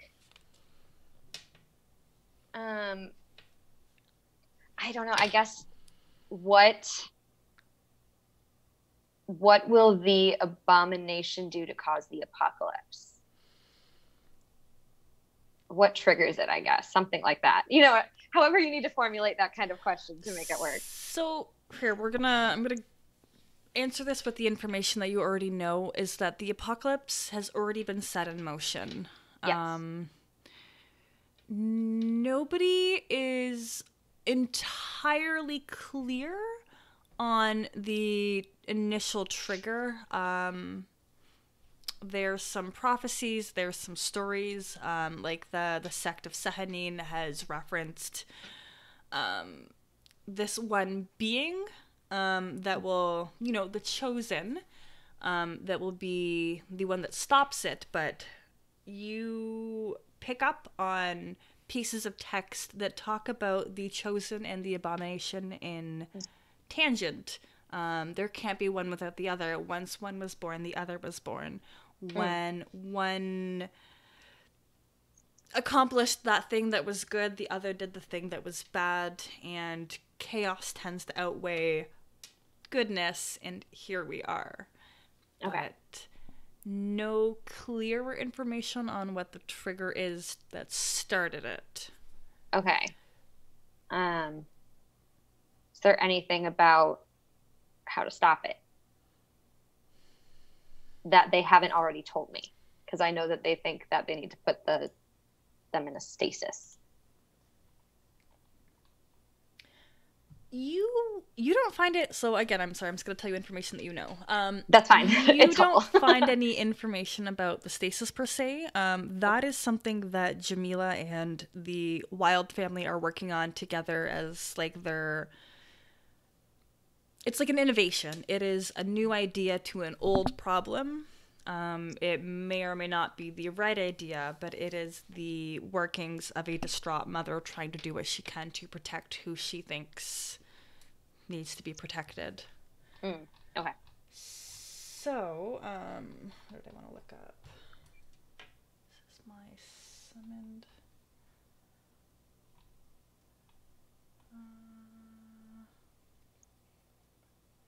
One more time. The last question was because I just found the information that I was looking for. But I Oh don't yeah, know. it was how, I guess in general, how is the apocalypse stopped? Like how much? Yeah. Or how is the abomination like what happens to the abomination to make it stop? You get a lot of stereotypical answers: beheading, stabbing through the heart, bury 6 feet deep. Nothing concrete. Okay. A lot of these are theories, suggestions. Nothing's ever been tested and proven to be the effective solution. Cool. More questions. I don't know if I answered I anything. know. No, it's okay. I'm trying to think about what else I want to ask. And I also don't know how many questions I actually get. But I don't know if I've answered any properly. anything new? Sure. No, that's okay. Then, oh gosh. So I guess then, is there anything in there? This is very vague, but do what you want with it. Is there anything in these books that they hadn't told me already? Like anything that stands out to me, I suppose, that they haven't told me? Like, is there maybe something I missed about, a sign or something about anything that just stands out to me? This requires me to know. I know. I'm sorry. I was kind of going off the what is being concealed here question, but slightly more specific, yet somehow more vague.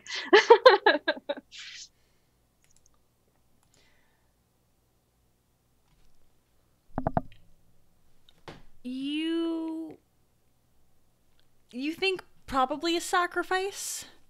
It seems to be the age-old solution to everything from sacrificing small animals to probably humans.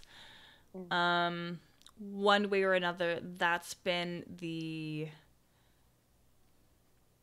like the most attempted solution for stopping the apocalypse.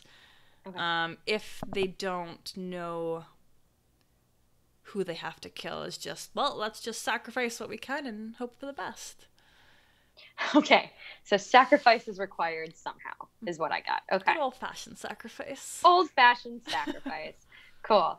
So I'll just store those books under my bed or something, because my father apparently doesn't like the apocalypse very much. So I'll store those under my bed. Yeah, right. And I'll try and sneak out of my house as quick as possible and run to the docks, because that's where I was told to meet everybody.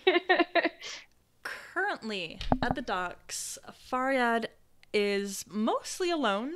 They were previously on a rather busy spot. It was a high traffic area. There were a lot of merchants and sailors and just travelers milling about. But upon Faryad's literal spontaneous appearance, civilians and workers alike were shocked, disgusted, and confused, and most have fled the area. So you've got the docks and the lapping sound of water hitting the shores to entertain yourself. I head to the nearest boat and sort of lean over the edge of it and just dip my toes in the water and just splash in it like a little kid. Just waiting. You're kind of little. Water language. The tide isn't super tall. The tide is out. The tide is out. That's the one. So you can't, the water is, you can't quite reach it with your normal feet. I look left, I look right, and then I just shoot all my hands in and extend my legs. I like the sound effect addition too. Perfect. Yeah, the water is quite nice. You can see it's like a dark blue. But you can definitely kind of spot a couple of fish bebopping around. Maybe one will nibble at your hand? It feels nice.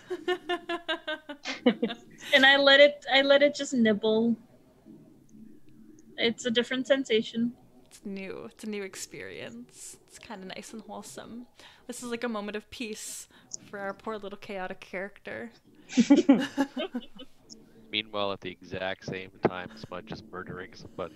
Right? Yeah. Stabbing them in the throat. And twisting. Yeah. And becoming king of his clan by doing so. Mhm. Hey, that's cool. And also the knife squelches as it comes out. You killed me with I'm a these. fan. I'm a fan. I love me a pun. Oh, he's dead.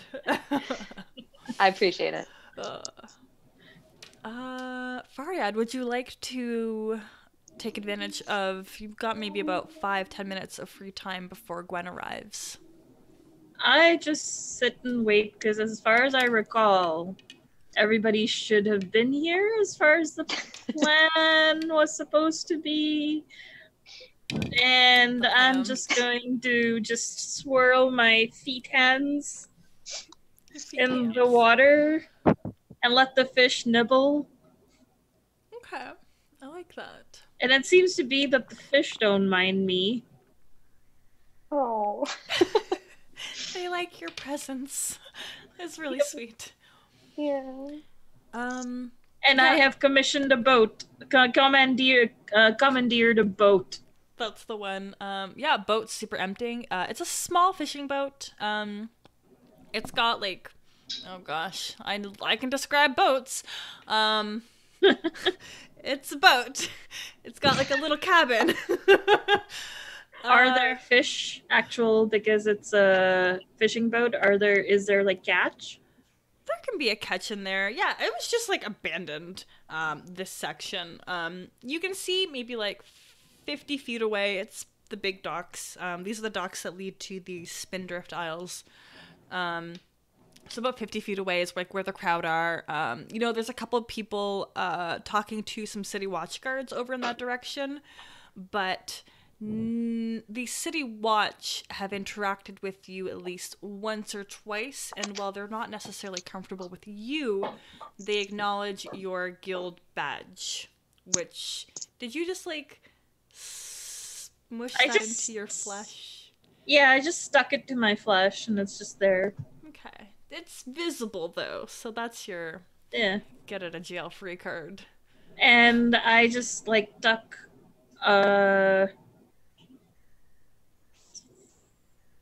3 extra fishes for my friends. Oh, that's where do you? And I just kind of stick it in me for a little while. Do you make like a pocket out of just like you? Yep. Cool. Gross, but cool. And I make sure I keep like the stalest and fishiest smelling one for Smudge. Perfect. All right. Oh. Gwen, you arrive at the docks. You're able to, unfortunately and undeniably, locate Faryad rather easily, simply due to the lack of population and traffic on this side of the docks. You yourself have never seen the docks this empty. It is fishing season, with the ecosystem kind of being thrown out of whack. There has been an influx of fish, so like all the fisher people have been hard at work. However, there is a good section of the Spindrift docks at this moment that are like, it's been abandoned. There's been fishing rods and nets that have just been left behind, baskets, flopping fish, and crabs are just partying on the docks. First, my phone is dying, so I plugged it in, but I don't have my headphones in now. So let me know if my audio is bad. Yep, no, you sound fine. Great. A little bit of wind, but that's okay. Moving is fun. I don't know where my Bluetooth headphones are. Yeah, I would go up to Faryad and, first kind of look around, realize that Faryad's alone, and then kind of lean down and sit right next to them and just go, so where'd everybody else go? I don't know. Smudge grabbed me one moment, and then I found myself here. That can't be good. Mm, You haven't seen them at all? No. Okay. I just came here, and then this place emptied like there was some monster over here. So I decided to take the quiet time and and I pull out my pocket. At this point my feet have kind of risen up and my hands are back, and I and I pull out like the fresher of the 3 fish and I So hand kind. it to you. I'll take it. She's had a long day. She just takes it and doesn't even think about it. I don't think. Where do you She's keep just the like, fish? "Thanks." Uh, But kind of There's keeps a it next to her definite because she stench doesn't coming have out of something my that she wants to put pocket. fish in. Yeah. There's Well, definitely I mean- stench coming out of my pocket as I pull the fresh one and give it to you. That doesn't stink. But That's true. That's true. Yeah, I'll just hold on to it for a little while. Throw it in my little belt. I look back and I say, "There's free fish if you want more." there I'm is okay in with fact just a this pile. one for now, but thank you. It was very nice. You're welcome. Well, I mean, we said we'd meet here, but if they haven't gotten here yet, that makes me a little nervous. Maybe we should go find them? But I wouldn't even know where to look. Or we should wait just a little longer. It's only been Yeah. 5 or 10 minutes. I would wait an hour at least. Okay. I don't know. We'll wait a little longer until I get restless. But yeah, while we're waiting, I'll just sit next to Faryad and put my feet in the water too. Just kind of sit. And I show how the little fishes kind of nibble on the feet and how it feels good. Aww. I probably would give you some kind of like weird fun fact about whatever kind of fish that is. Oh, did you know? Tell Are me they the ones about used in the Japanese spa? Yeah, that's what I was thinking too. that eat like your They're dead eating- they dead eat this and this and skin this off? and- Ah. And I just sort of nod and I'm actually paying attention and listening. Nice sweet moment. All right. Well, you two are, taking a rare moment for yourself amidst, the darkened overhead sky, the putrid scent of exterminated frogs, and just like the general scent of the docks. But you two are having a nice little bonding moment. Eledwin and Smudge. Eledwin, I recall. Sorry, did you? So I was in the process of talking to those who were in the building about why there's now a giant hole in the ceiling, and also pretty much reaching into my coin purse. Dealing with that, and then I guess Smudge is probably just gonna run out covered in blood. I mean, they were an old goblin. They probably didn't bleed a whole lot, but like, you're already a color and a texture, Smudge. Maybe you're just like glistening a little bit more in certain spots. I doubt it's that noticeable. Come on, Eddie, we gotta go. And I just grab his hand and start tugging him towards Ooh, okay. the exit. We should get Killian on the way. But if you find anything interesting, let's take it. Hey, do you want to be in my goblin clan? All of this while I am tugging him down staircase after staircase after staircase. There's a lot of staircases. If that is what you wish. I do, because I'm the king of my goblin clan now. And that means you have to do what I say even more. So let's go. Come on. Wonderful. How does Eledwin feel about this? Is just like a regular day for him? Is this any more exceptional? It's mostly a regular day, although the armor damage is a little less than standard. Yeah. But I mean, it's been several years at this point. He just goes with it. I mean, if he starts fighting against the wishes of the chosen, then he could accidentally bring about the apocalypse himself, and that's just something he wants to avoid. Fair. So every time we come to a landing, Smudge just kind of like checks there's no one there, and then as soon as the coast is clear, like tug and away we go again, and just keeps doing this all the way down. You've probably, you probably encountered maybe one or two people. I believe, Aledwin, where you just like, how do you bribe people? What does it look like that this predictably shiny high elf is? It's mostly, I can get away with a lot just because I am a high elf and also a fairly substantial member of the order. But You got I also privilege. yeah, but I also don't like to just walk up and be like, deal with it. I do actually want to try and make amends. So for the most part, I'm gonna say like I get like a weekly stipend from the church for like living expenses, and I don't actually get to see any of it. Sounds about right. All right. So is your ultimate goal to head to the docks where you had previously all agreed? Yeah, since we had seen Feria there, and that's where we told Gwyn to meet, that seems like the most pertinent place to be. Okay. Just to kind of speed things up, because this has been a whole episode of Oops. Yeah, if there was an episode title, it would just be called "Oops." Oops. You can just call this one. Just call this one. That's a 6. Yeah. That's a 5. That's a 5. Yeah, there was Or I want to primarily use a those. luck. Yeah. Yup. Oh gosh. You all are finally present at the docks. Smudge and Aledwin, you spy. My armor is much more damaged than it was previously. Somehow. I give What happened Smudge to the you two? smelly fish, Ah. Mm. and I Smudge give takes it. Aledwin a fresh fish. It's all right. I hold up mine to show that I took one. I just toss it back in the ocean, like, be free, fishy. I'm just gonna make sure that my Aina bread is still edible and not covered in Smudge. anything. Gnarly stuff. Yeah. All right. Okay.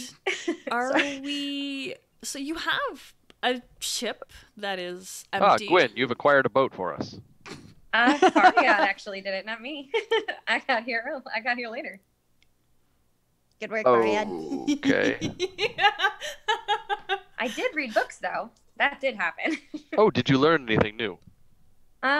Talk on the boat. Let's go. Let's go. Yeah, let's go. Let's get on the boat. As Let's soon get as moving, and we'll talk on the my way. head turns around, and then my body starts moving in the direction my head turned. My favorite. We haven't had that happen yet. It had to. And I go to wherever the word salad day. The wheel, The And- helm? helm, yes, I the know helm. boat terms. I go to the helm and I start turning it without realizing I probably have to, because I totes know how to do ships. So I'm just like doing this to the helm. That is all they're doing. It is still anchored. But they do look like a convincing boat captain, just a little short. I can't Can help I- but notice that this ship we have chartered has no crew. No, it's Can I I have a didn't little charter it. hat It out just of my kind of clay? happened. Yes. Just gonna form a hat with your head. Yep. If I could draw a pirate hat, I would. I don't think I can though. Oh, I was actually thinking more like the sort of like brim on top, like a modern captain hat. Baseball. Oh, What's a modern captain hat? Like have you seen One Piece? Like straw hat? No, it's sort of like are you a thinking of, cruise like, director hat. Like The, Imagine what the captain of the Titanic would have worn. yeah, Oh, Okay. I know what you're talking about with the little bill up front. yeah. Yeah.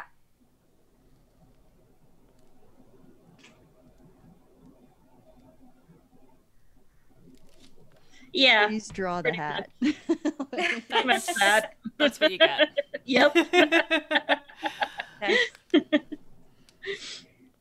So we don't have a crew. We also didn't pay for this ship, It was free. but no we have it. on it.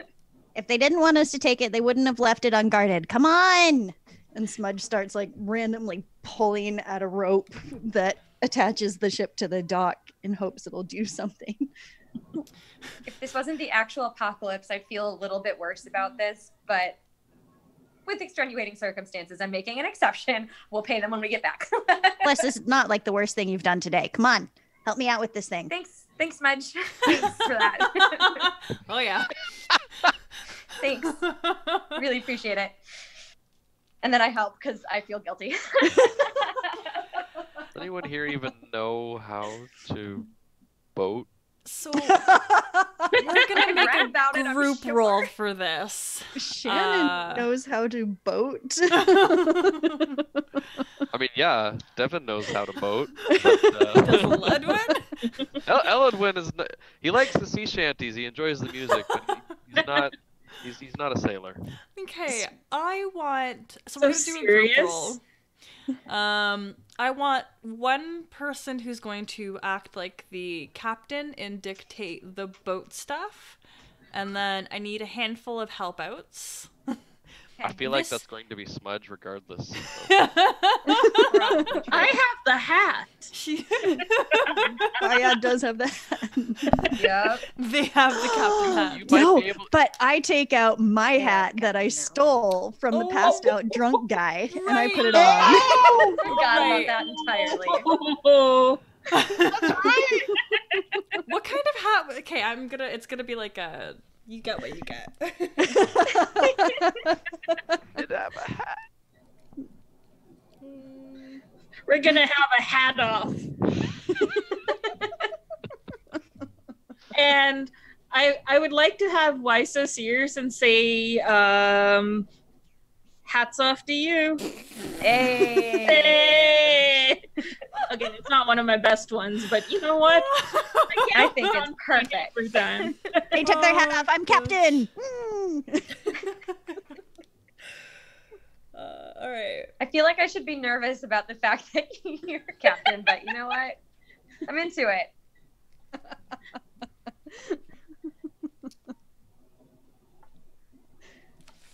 I can't draw smudge. This is our smudge right here.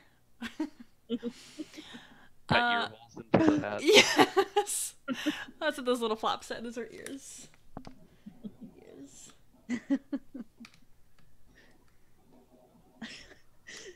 Also, apologies if you guys can hear the junior cheerleader squad practice apparently going on outside the building. That's hilarious. It's Canada Day on Monday, and there must just be like a troop of Girl Scouts out there or something practicing their cheers for the parade. Happy early Canada Day. Thanks. Alright. Aww. You gotta put in the little swirly lines from the stench.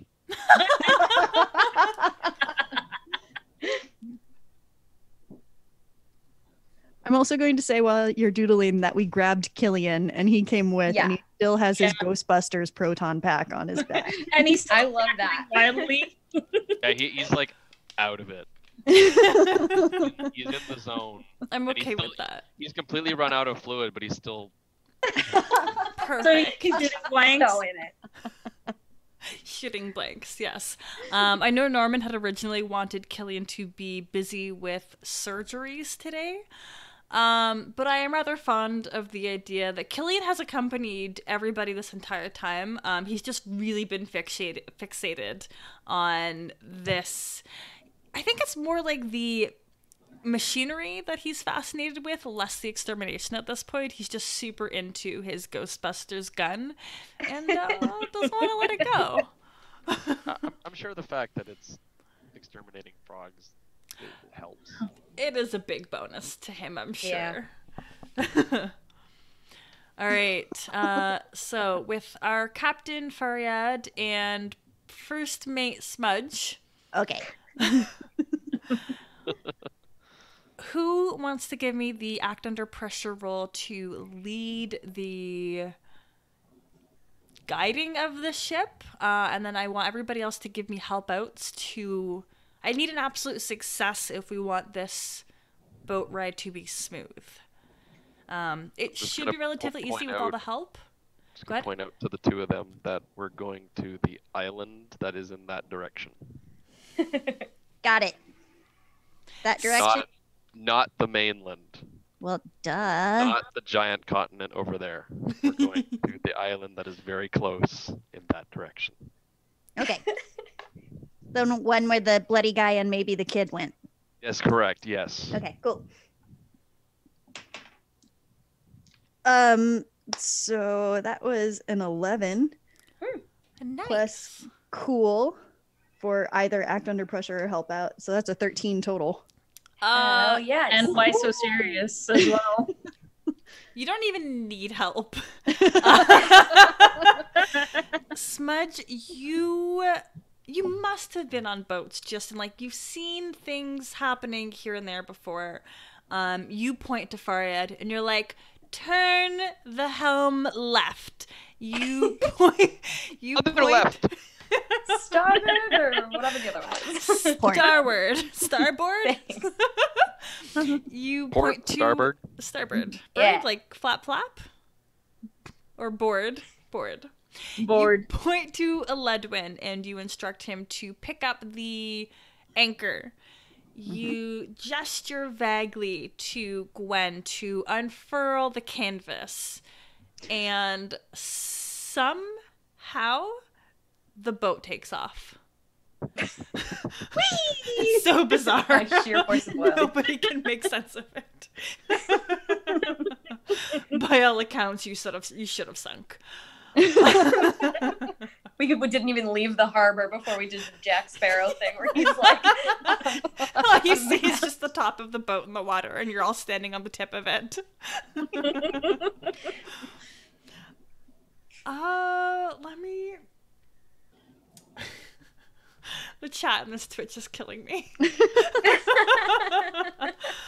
Nautical stuff is great. It's a relatively short ride. I'm not gonna make any more act under pressure. Actually, I will to land the boat. Yeah, that's gonna be a thing, isn't Because it? you could just drive it into the shore and I would like live to very there much forever. return without using my wings ability. That would be nice. Oh, that's a 10 total. 10. Okay. Yeah. Let's get some help outs. And Gwen and Eledwin, you have that +1 from Faryad's. Oh, that would be an 11 actually, if that's still going. Did you claim it already with the first roll? I claimed it with the first one. Yeah. Okay. It's a 9 on my end. Wait, no, which one is it? Help out. It's cool. Oh, yeah, yes, so yeah, I plus was right, cool. 9. That's what I thought. It's an 8 for me. Okay. Help out. Do I do one as well, or was my why so serious? Nope. You can give me a help out as well. Oh, no, wait, I also got a 10. I forgot to add the Oh, perfect. What's serious Okay. after you just told me to do that. That is a total of 10 as well. 10. Do we get 3 10s or 2 10s? I have a 10. Me too. Two tens and an 8.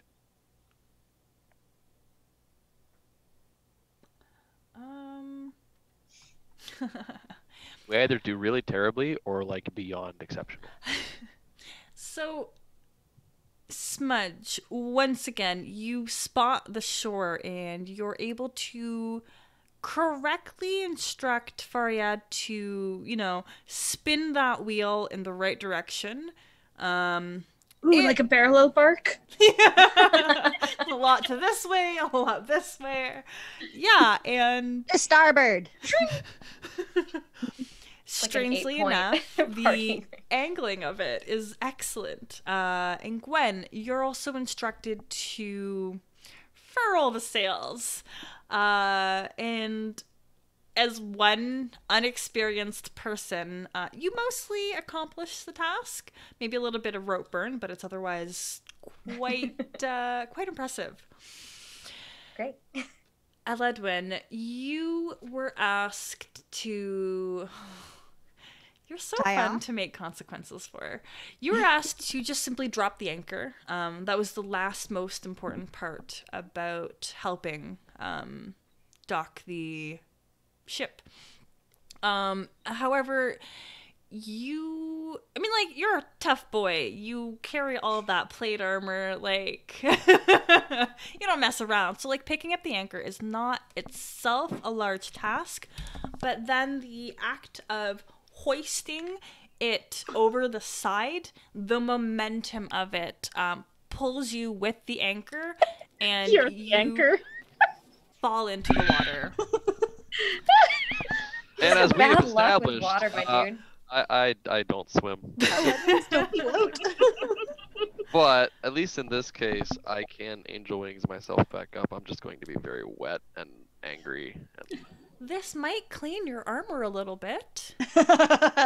That's true, but I'm going to assume this is salt water. That's not great for armor.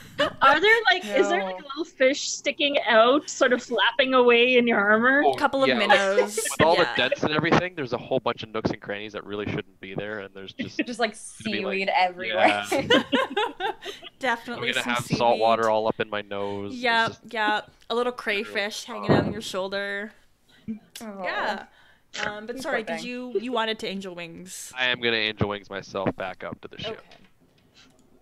And that's just a thing that you do if you're alone, right? Yeah, if I'm doing it by myself, it just works. Okay. Can I detach a crayfish? Stink. Where are you pulling this crayfish from? Uh, Like, what because I'm dent? not very tall, so probably somewhere closer to the waist. Just attach, Poor Eledwin. Poor guy. pull it off the butt. Sure. Crayfish was just hanging out there. It didn't know any better. It just found a surface and was like, yep, sticking here.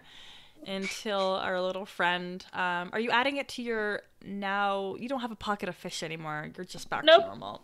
I just toss it back in the ocean and like, go live your life, fish. As a bigger fish, just Yep. It was a very short-lived life. We didn't name it, so it didn't die. It was not officially an NPC. If it hasn't been named, its death is meaningless. We'll slip it into the eulogy at the end. Yeah. That And one that crayfish. and Yeah. that butt crayfish. Yes, the butt crayfish, never to be forgotten. Hashtag butt crayfish. Could also be the episode title. Oh gosh. Oh, someone just said God peace frustration. I'm dying at that. Oh. Kills me. However, you have all finally arrived on the Isle of Spindrift. Bum bum bum. Can I okay. say, just to backtrack a little, can I say while we were on the boat, I did tell them everything I read. I think that's fair. Oh right, yeah, yeah, definitely. So you all know what I know. We need a sacrifice, but it doesn't say how, who, why, when, where, any of that. Just sacrifices. That's all a the theme. important information. That's Yeah. okay. I already took care of it. What? Don't worry about it. Let's go. Is that really all you reveal? Okay. Yep. Oh, I would have saved the butt crayfish in that case. The butt crayfish was the sacrifice. Oh. So they're also called crawdads. And the world is They are saved. called crawdads. So who's your crawdaddy? Take it back. I don't like it. Oh my god. Need to see a blacksmith when we get back.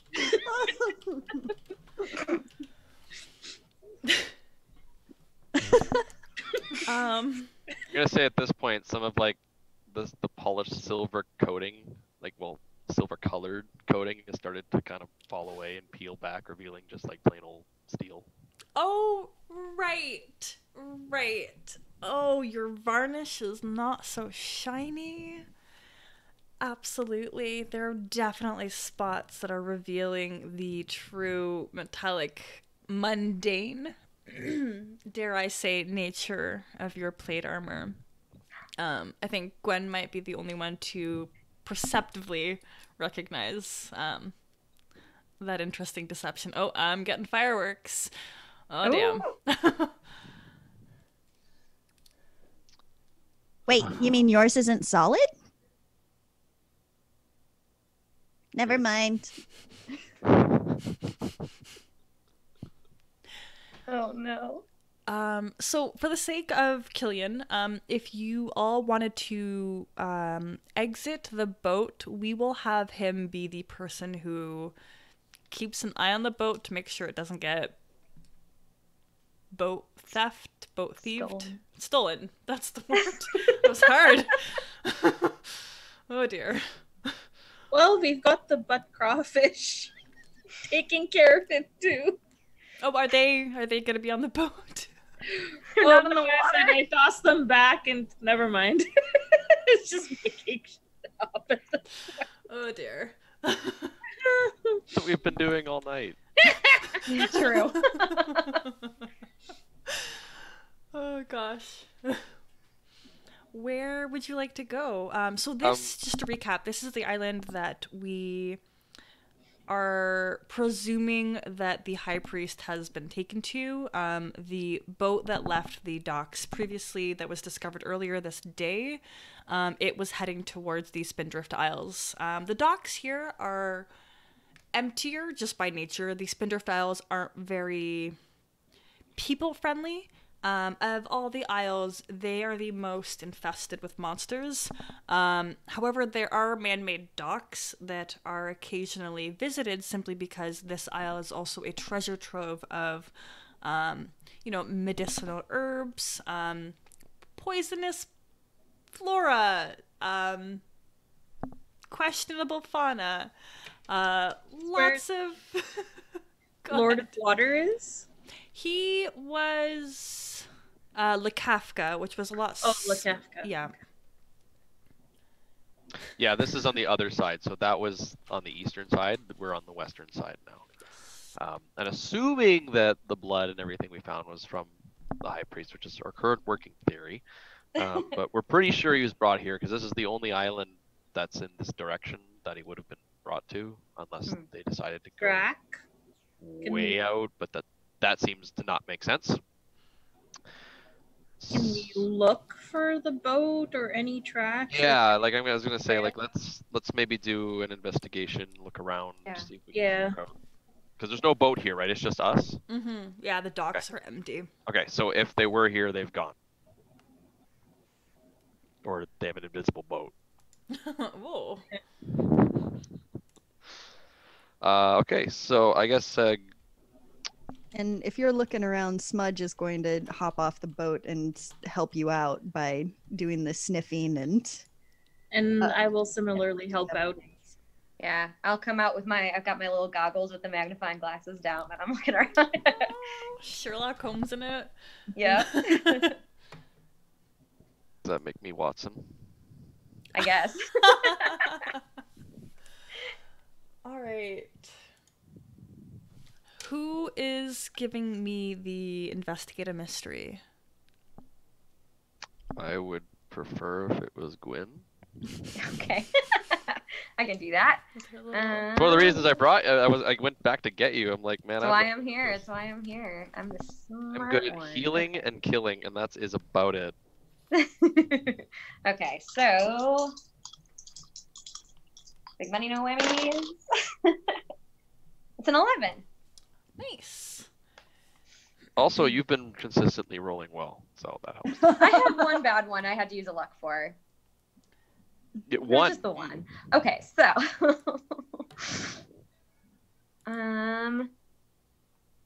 so I get to ask how many questions do I get to ask? With 11, you get 2 questions. That's what I thought, yeah. I was reading it and I was like, why can't I process words today? That including the bonus from Smudge and That only Marietta? counts once. Okay. Oh, yeah, the one from Fariad I used already. Oh, wait, did Smudge have a bonus for us? I was going to say I'm willing to do the, tracking hound dog thing. Oh, Oh, yeah. If you yeah. want to help out, absolutely. Please. Yeah, I wanted to help out as well. So with official roles, only one help out will count. Okay. Just when I'm trying to accomplish or have you all accomplish something as a group is when I'll have like a group help out. That's not like official rules. That's my rule. Yeah. House rules. All right, rolled- Shannon, how'd you do? And 8 for help out. So mixed success. Help grants them +1, but you also expose yourself to trouble or danger. Right. So we're gonna pause on what or how you've exposed yourself to danger.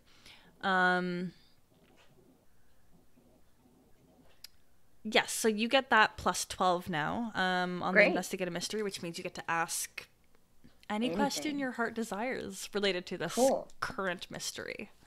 Great. Okay, so we're looking for the priest. So do We're I looking see for a any? body. What? We're looking for a body. We just assume it's the high priest. Okay, yes.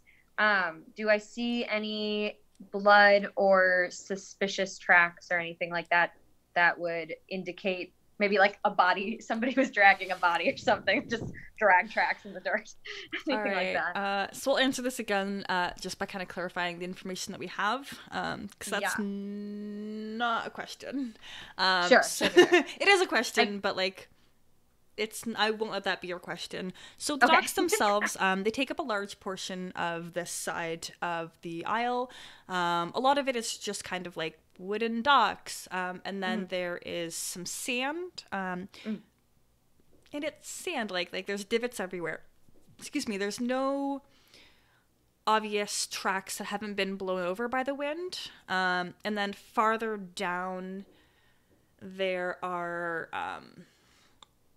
gosh, I'm so good at describing things I don't know. The trees that are kind of in arid regions, like they're not super leafy, but they're kind of sticky, like sticks. The trees have a lot of sticks. Okay. Yeah. But there's a lot of them, and they're not like, it's not like they're dead trees. They're not very leafy. This aisle itself has a lot of dry, cracked ground. It's definitely warmer, but it's dry warm. Okay. So visually you don't notice Anything. not really. It's what you would expect. Okay. There is motion off in the distance, but it's like wildlife motion. Okay.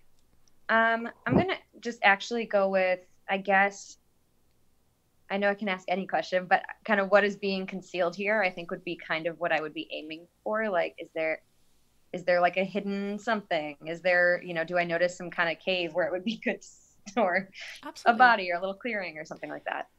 Tracks covered up with leaves or something. Yeah.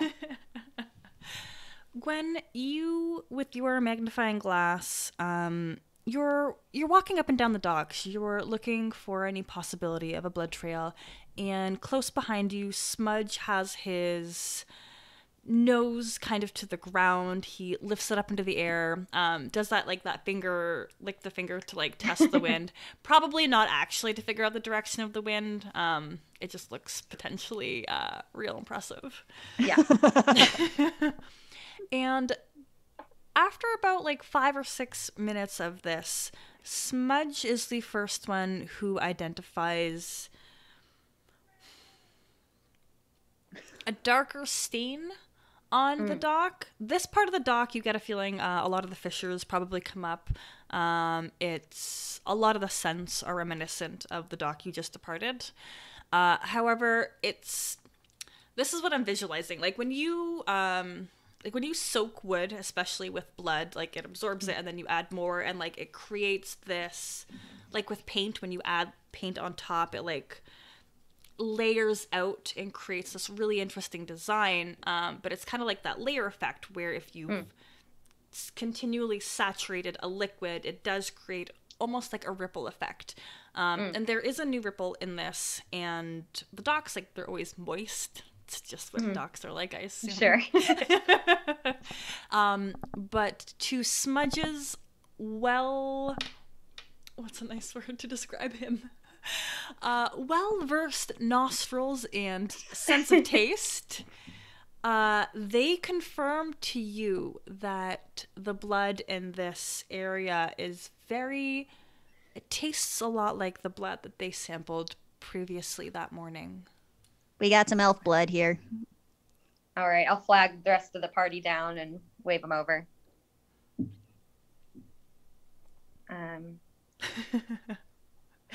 We got real So close. So we something. definitely are in the right place.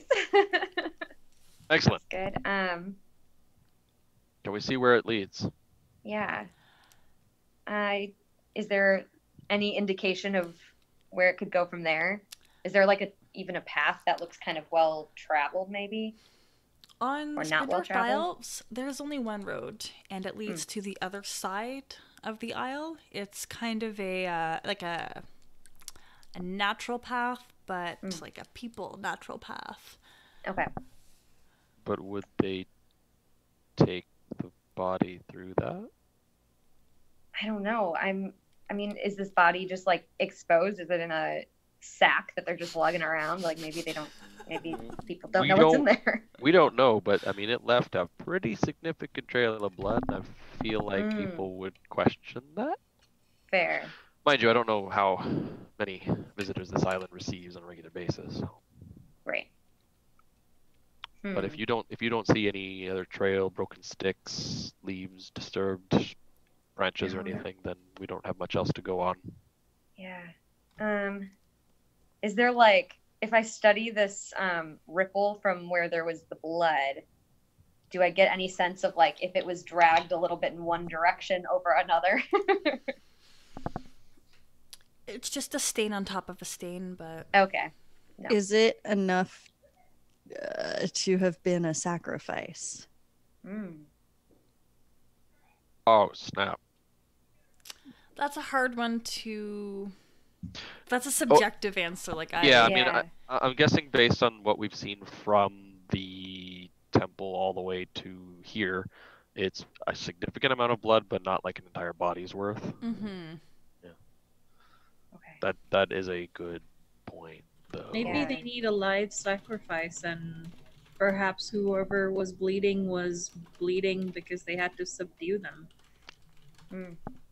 Well, that's what we were kind of thinking, is that they're most likely... We were assuming if they were just planning to kill them, they would have just thrown them in the water. But they could also taken them out here to do that. That's not necessarily... Okay, well, if there's only one path and we have no other leads, then I guess we can head down that path. Yeah, we can just pay close attention and see if something breaks off from it, maybe. I'll take the lead.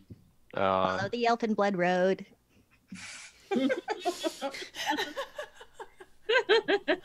Wow. All right. I am Sorry, going to not use sorry. something. Don't be sorry. It's perfect. Yeah, don't ever. Buns are always good. I had a thing, but I don't ever know where I keep my things.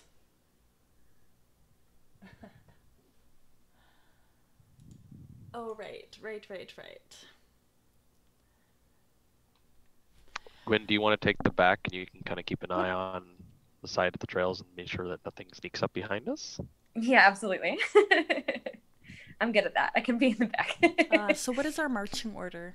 Yeah, so I think I'm going to be in the front, and then Gwen's going to be in the back, and then I'm going to advise that Smudge sit either behind me or on me. I'm gonna ride Eledwin. I'll be in the middle then. Perfect. All right, and you're going down the only available trail? Or are you going on your own? Well, we don't really have any other direction to go. Do I have to Yeah, we duck? have- Are there lots of low-hanging branches that are going to smack Smudge in the face? There will be. So I'm going to have to, like... Yeah, it's Just like how lawful good is Eledwin? Oh, my bad. Sorry, didn't see you there. whoops. Was that your face? Yeah, yeah. All right. You travel through this kind of brushy area. There's a lot of broken twigs and dry leaves underfoot.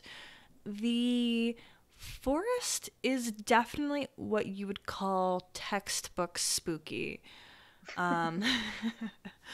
With the dark sky overhead, it kind of creates a darker illusion of the forest where all of the gnarled trees with their twisted branches are like the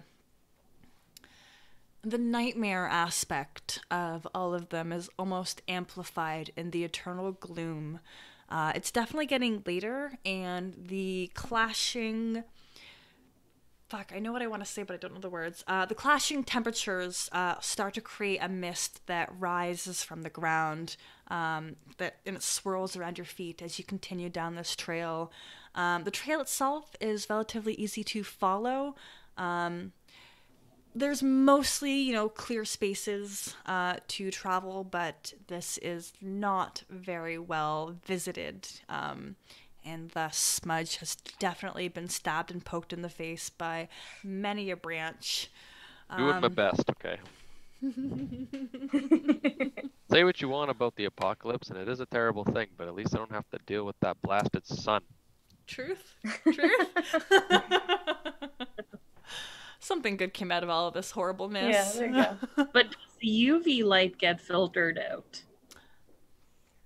So you might still feel a little toasty. And I mean, don't get me wrong, like a damp, moist air is also not great, but it's still at least it's not a sun beating down on me. Yeah. Lesser of many evils. I'll take what I can get. Unless it's going in the opposite direction. Yes. So we'll say maybe 5 to 10 minutes have passed, and there's nothing but the sound of cracking twigs and snapping branches underfoot. You hear that crunching and the thump, thump, thump of your footsteps. But also in the distance, you hear the echo of your crackling steps.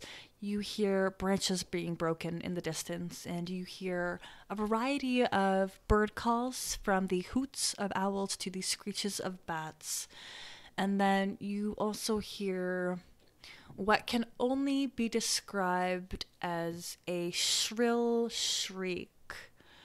It's a sound that comes from all directions. Thanks, dog. You're unable to pinpoint its location. It fills the silences that aren't being filled by the natural sounds of the forest. And Aledwin, where's my dice?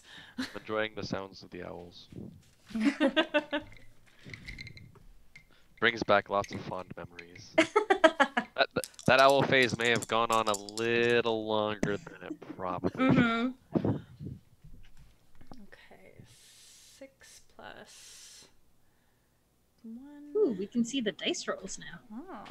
Oh. Kind of. Poof. Yeah, not super legible. That is a 1. There we go. So that becomes a 7. So from the corner of your eye, you more hear the sound of, the sound of like, I guess like a whip, like that razor sharp. Yeah, almost. That's what you hear. And then you feel the sound next.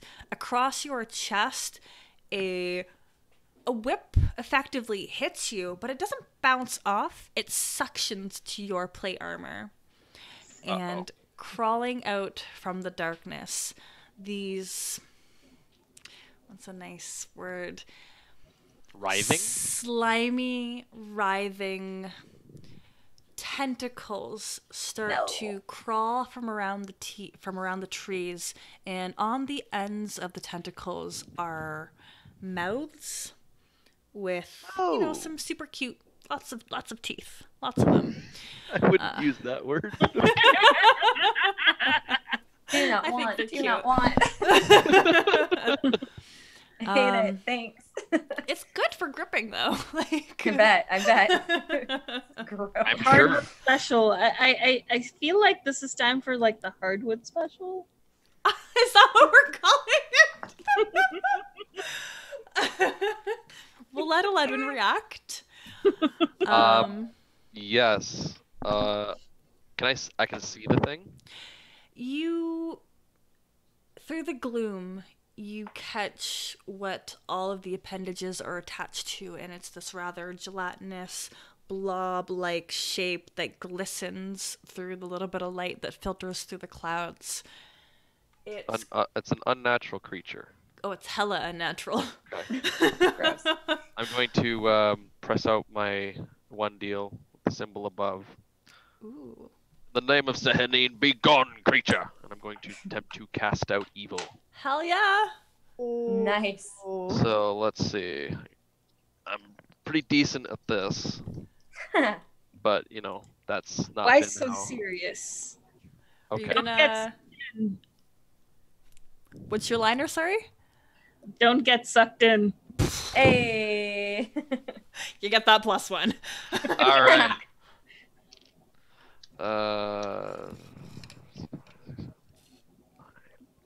That +1 gives me a 10, Ooh. which is perfect because that's an instantaneous banish. What does this... Oh my gosh. Look at this religious boy doing religious things. There we go. Killing I took monsters. I'm 4 good at killing episodes. monsters. What does this look like? Well, so the Ethelkawa one deal, of course, comes out, and from the top, where the sort of the blade in the shape of Sahanine's symbol, the symbol of the moon itself begins to glow as a bright beam of moonlight shines down into the creature and kind of, I don't want to say like incinerates, but it pretty much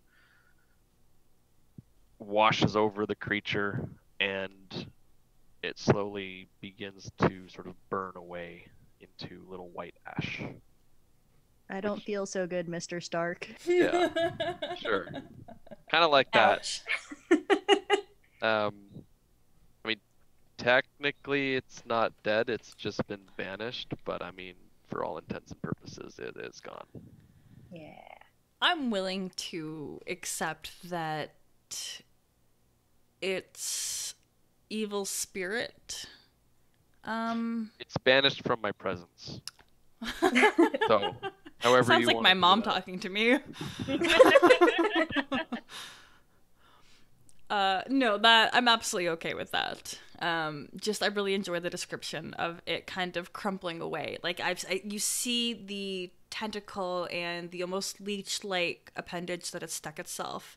And after you've performed that, it just like it fades away, and the gust of wind blows those ashes away.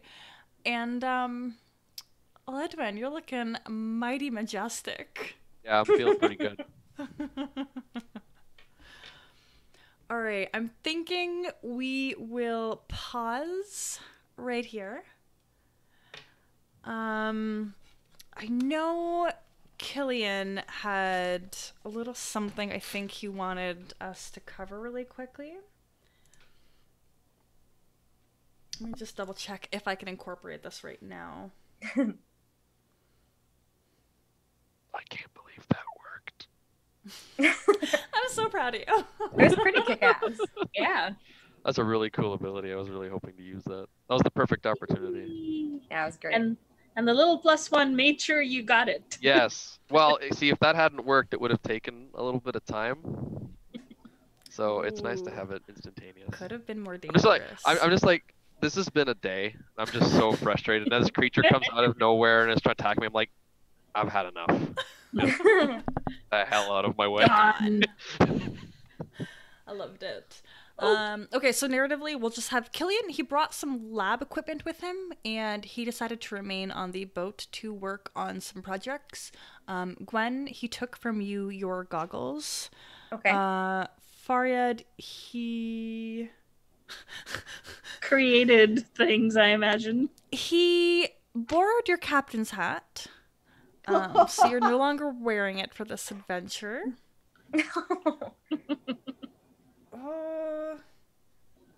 Aledwin, is there one part of your armor that you can part with?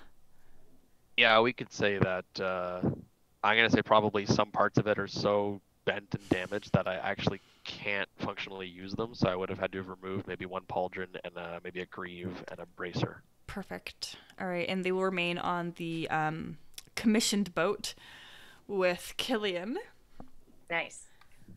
and Smudge.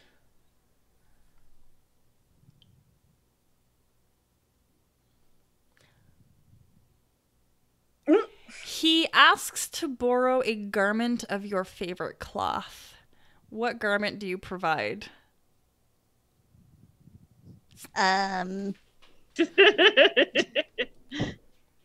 Smudge has no idea, so Shannon is just going to do the most Smudge-like thing and say, "Oh, I definitely throw in my underpants." Oh, good. Good. This is really going to work for his purposes, too.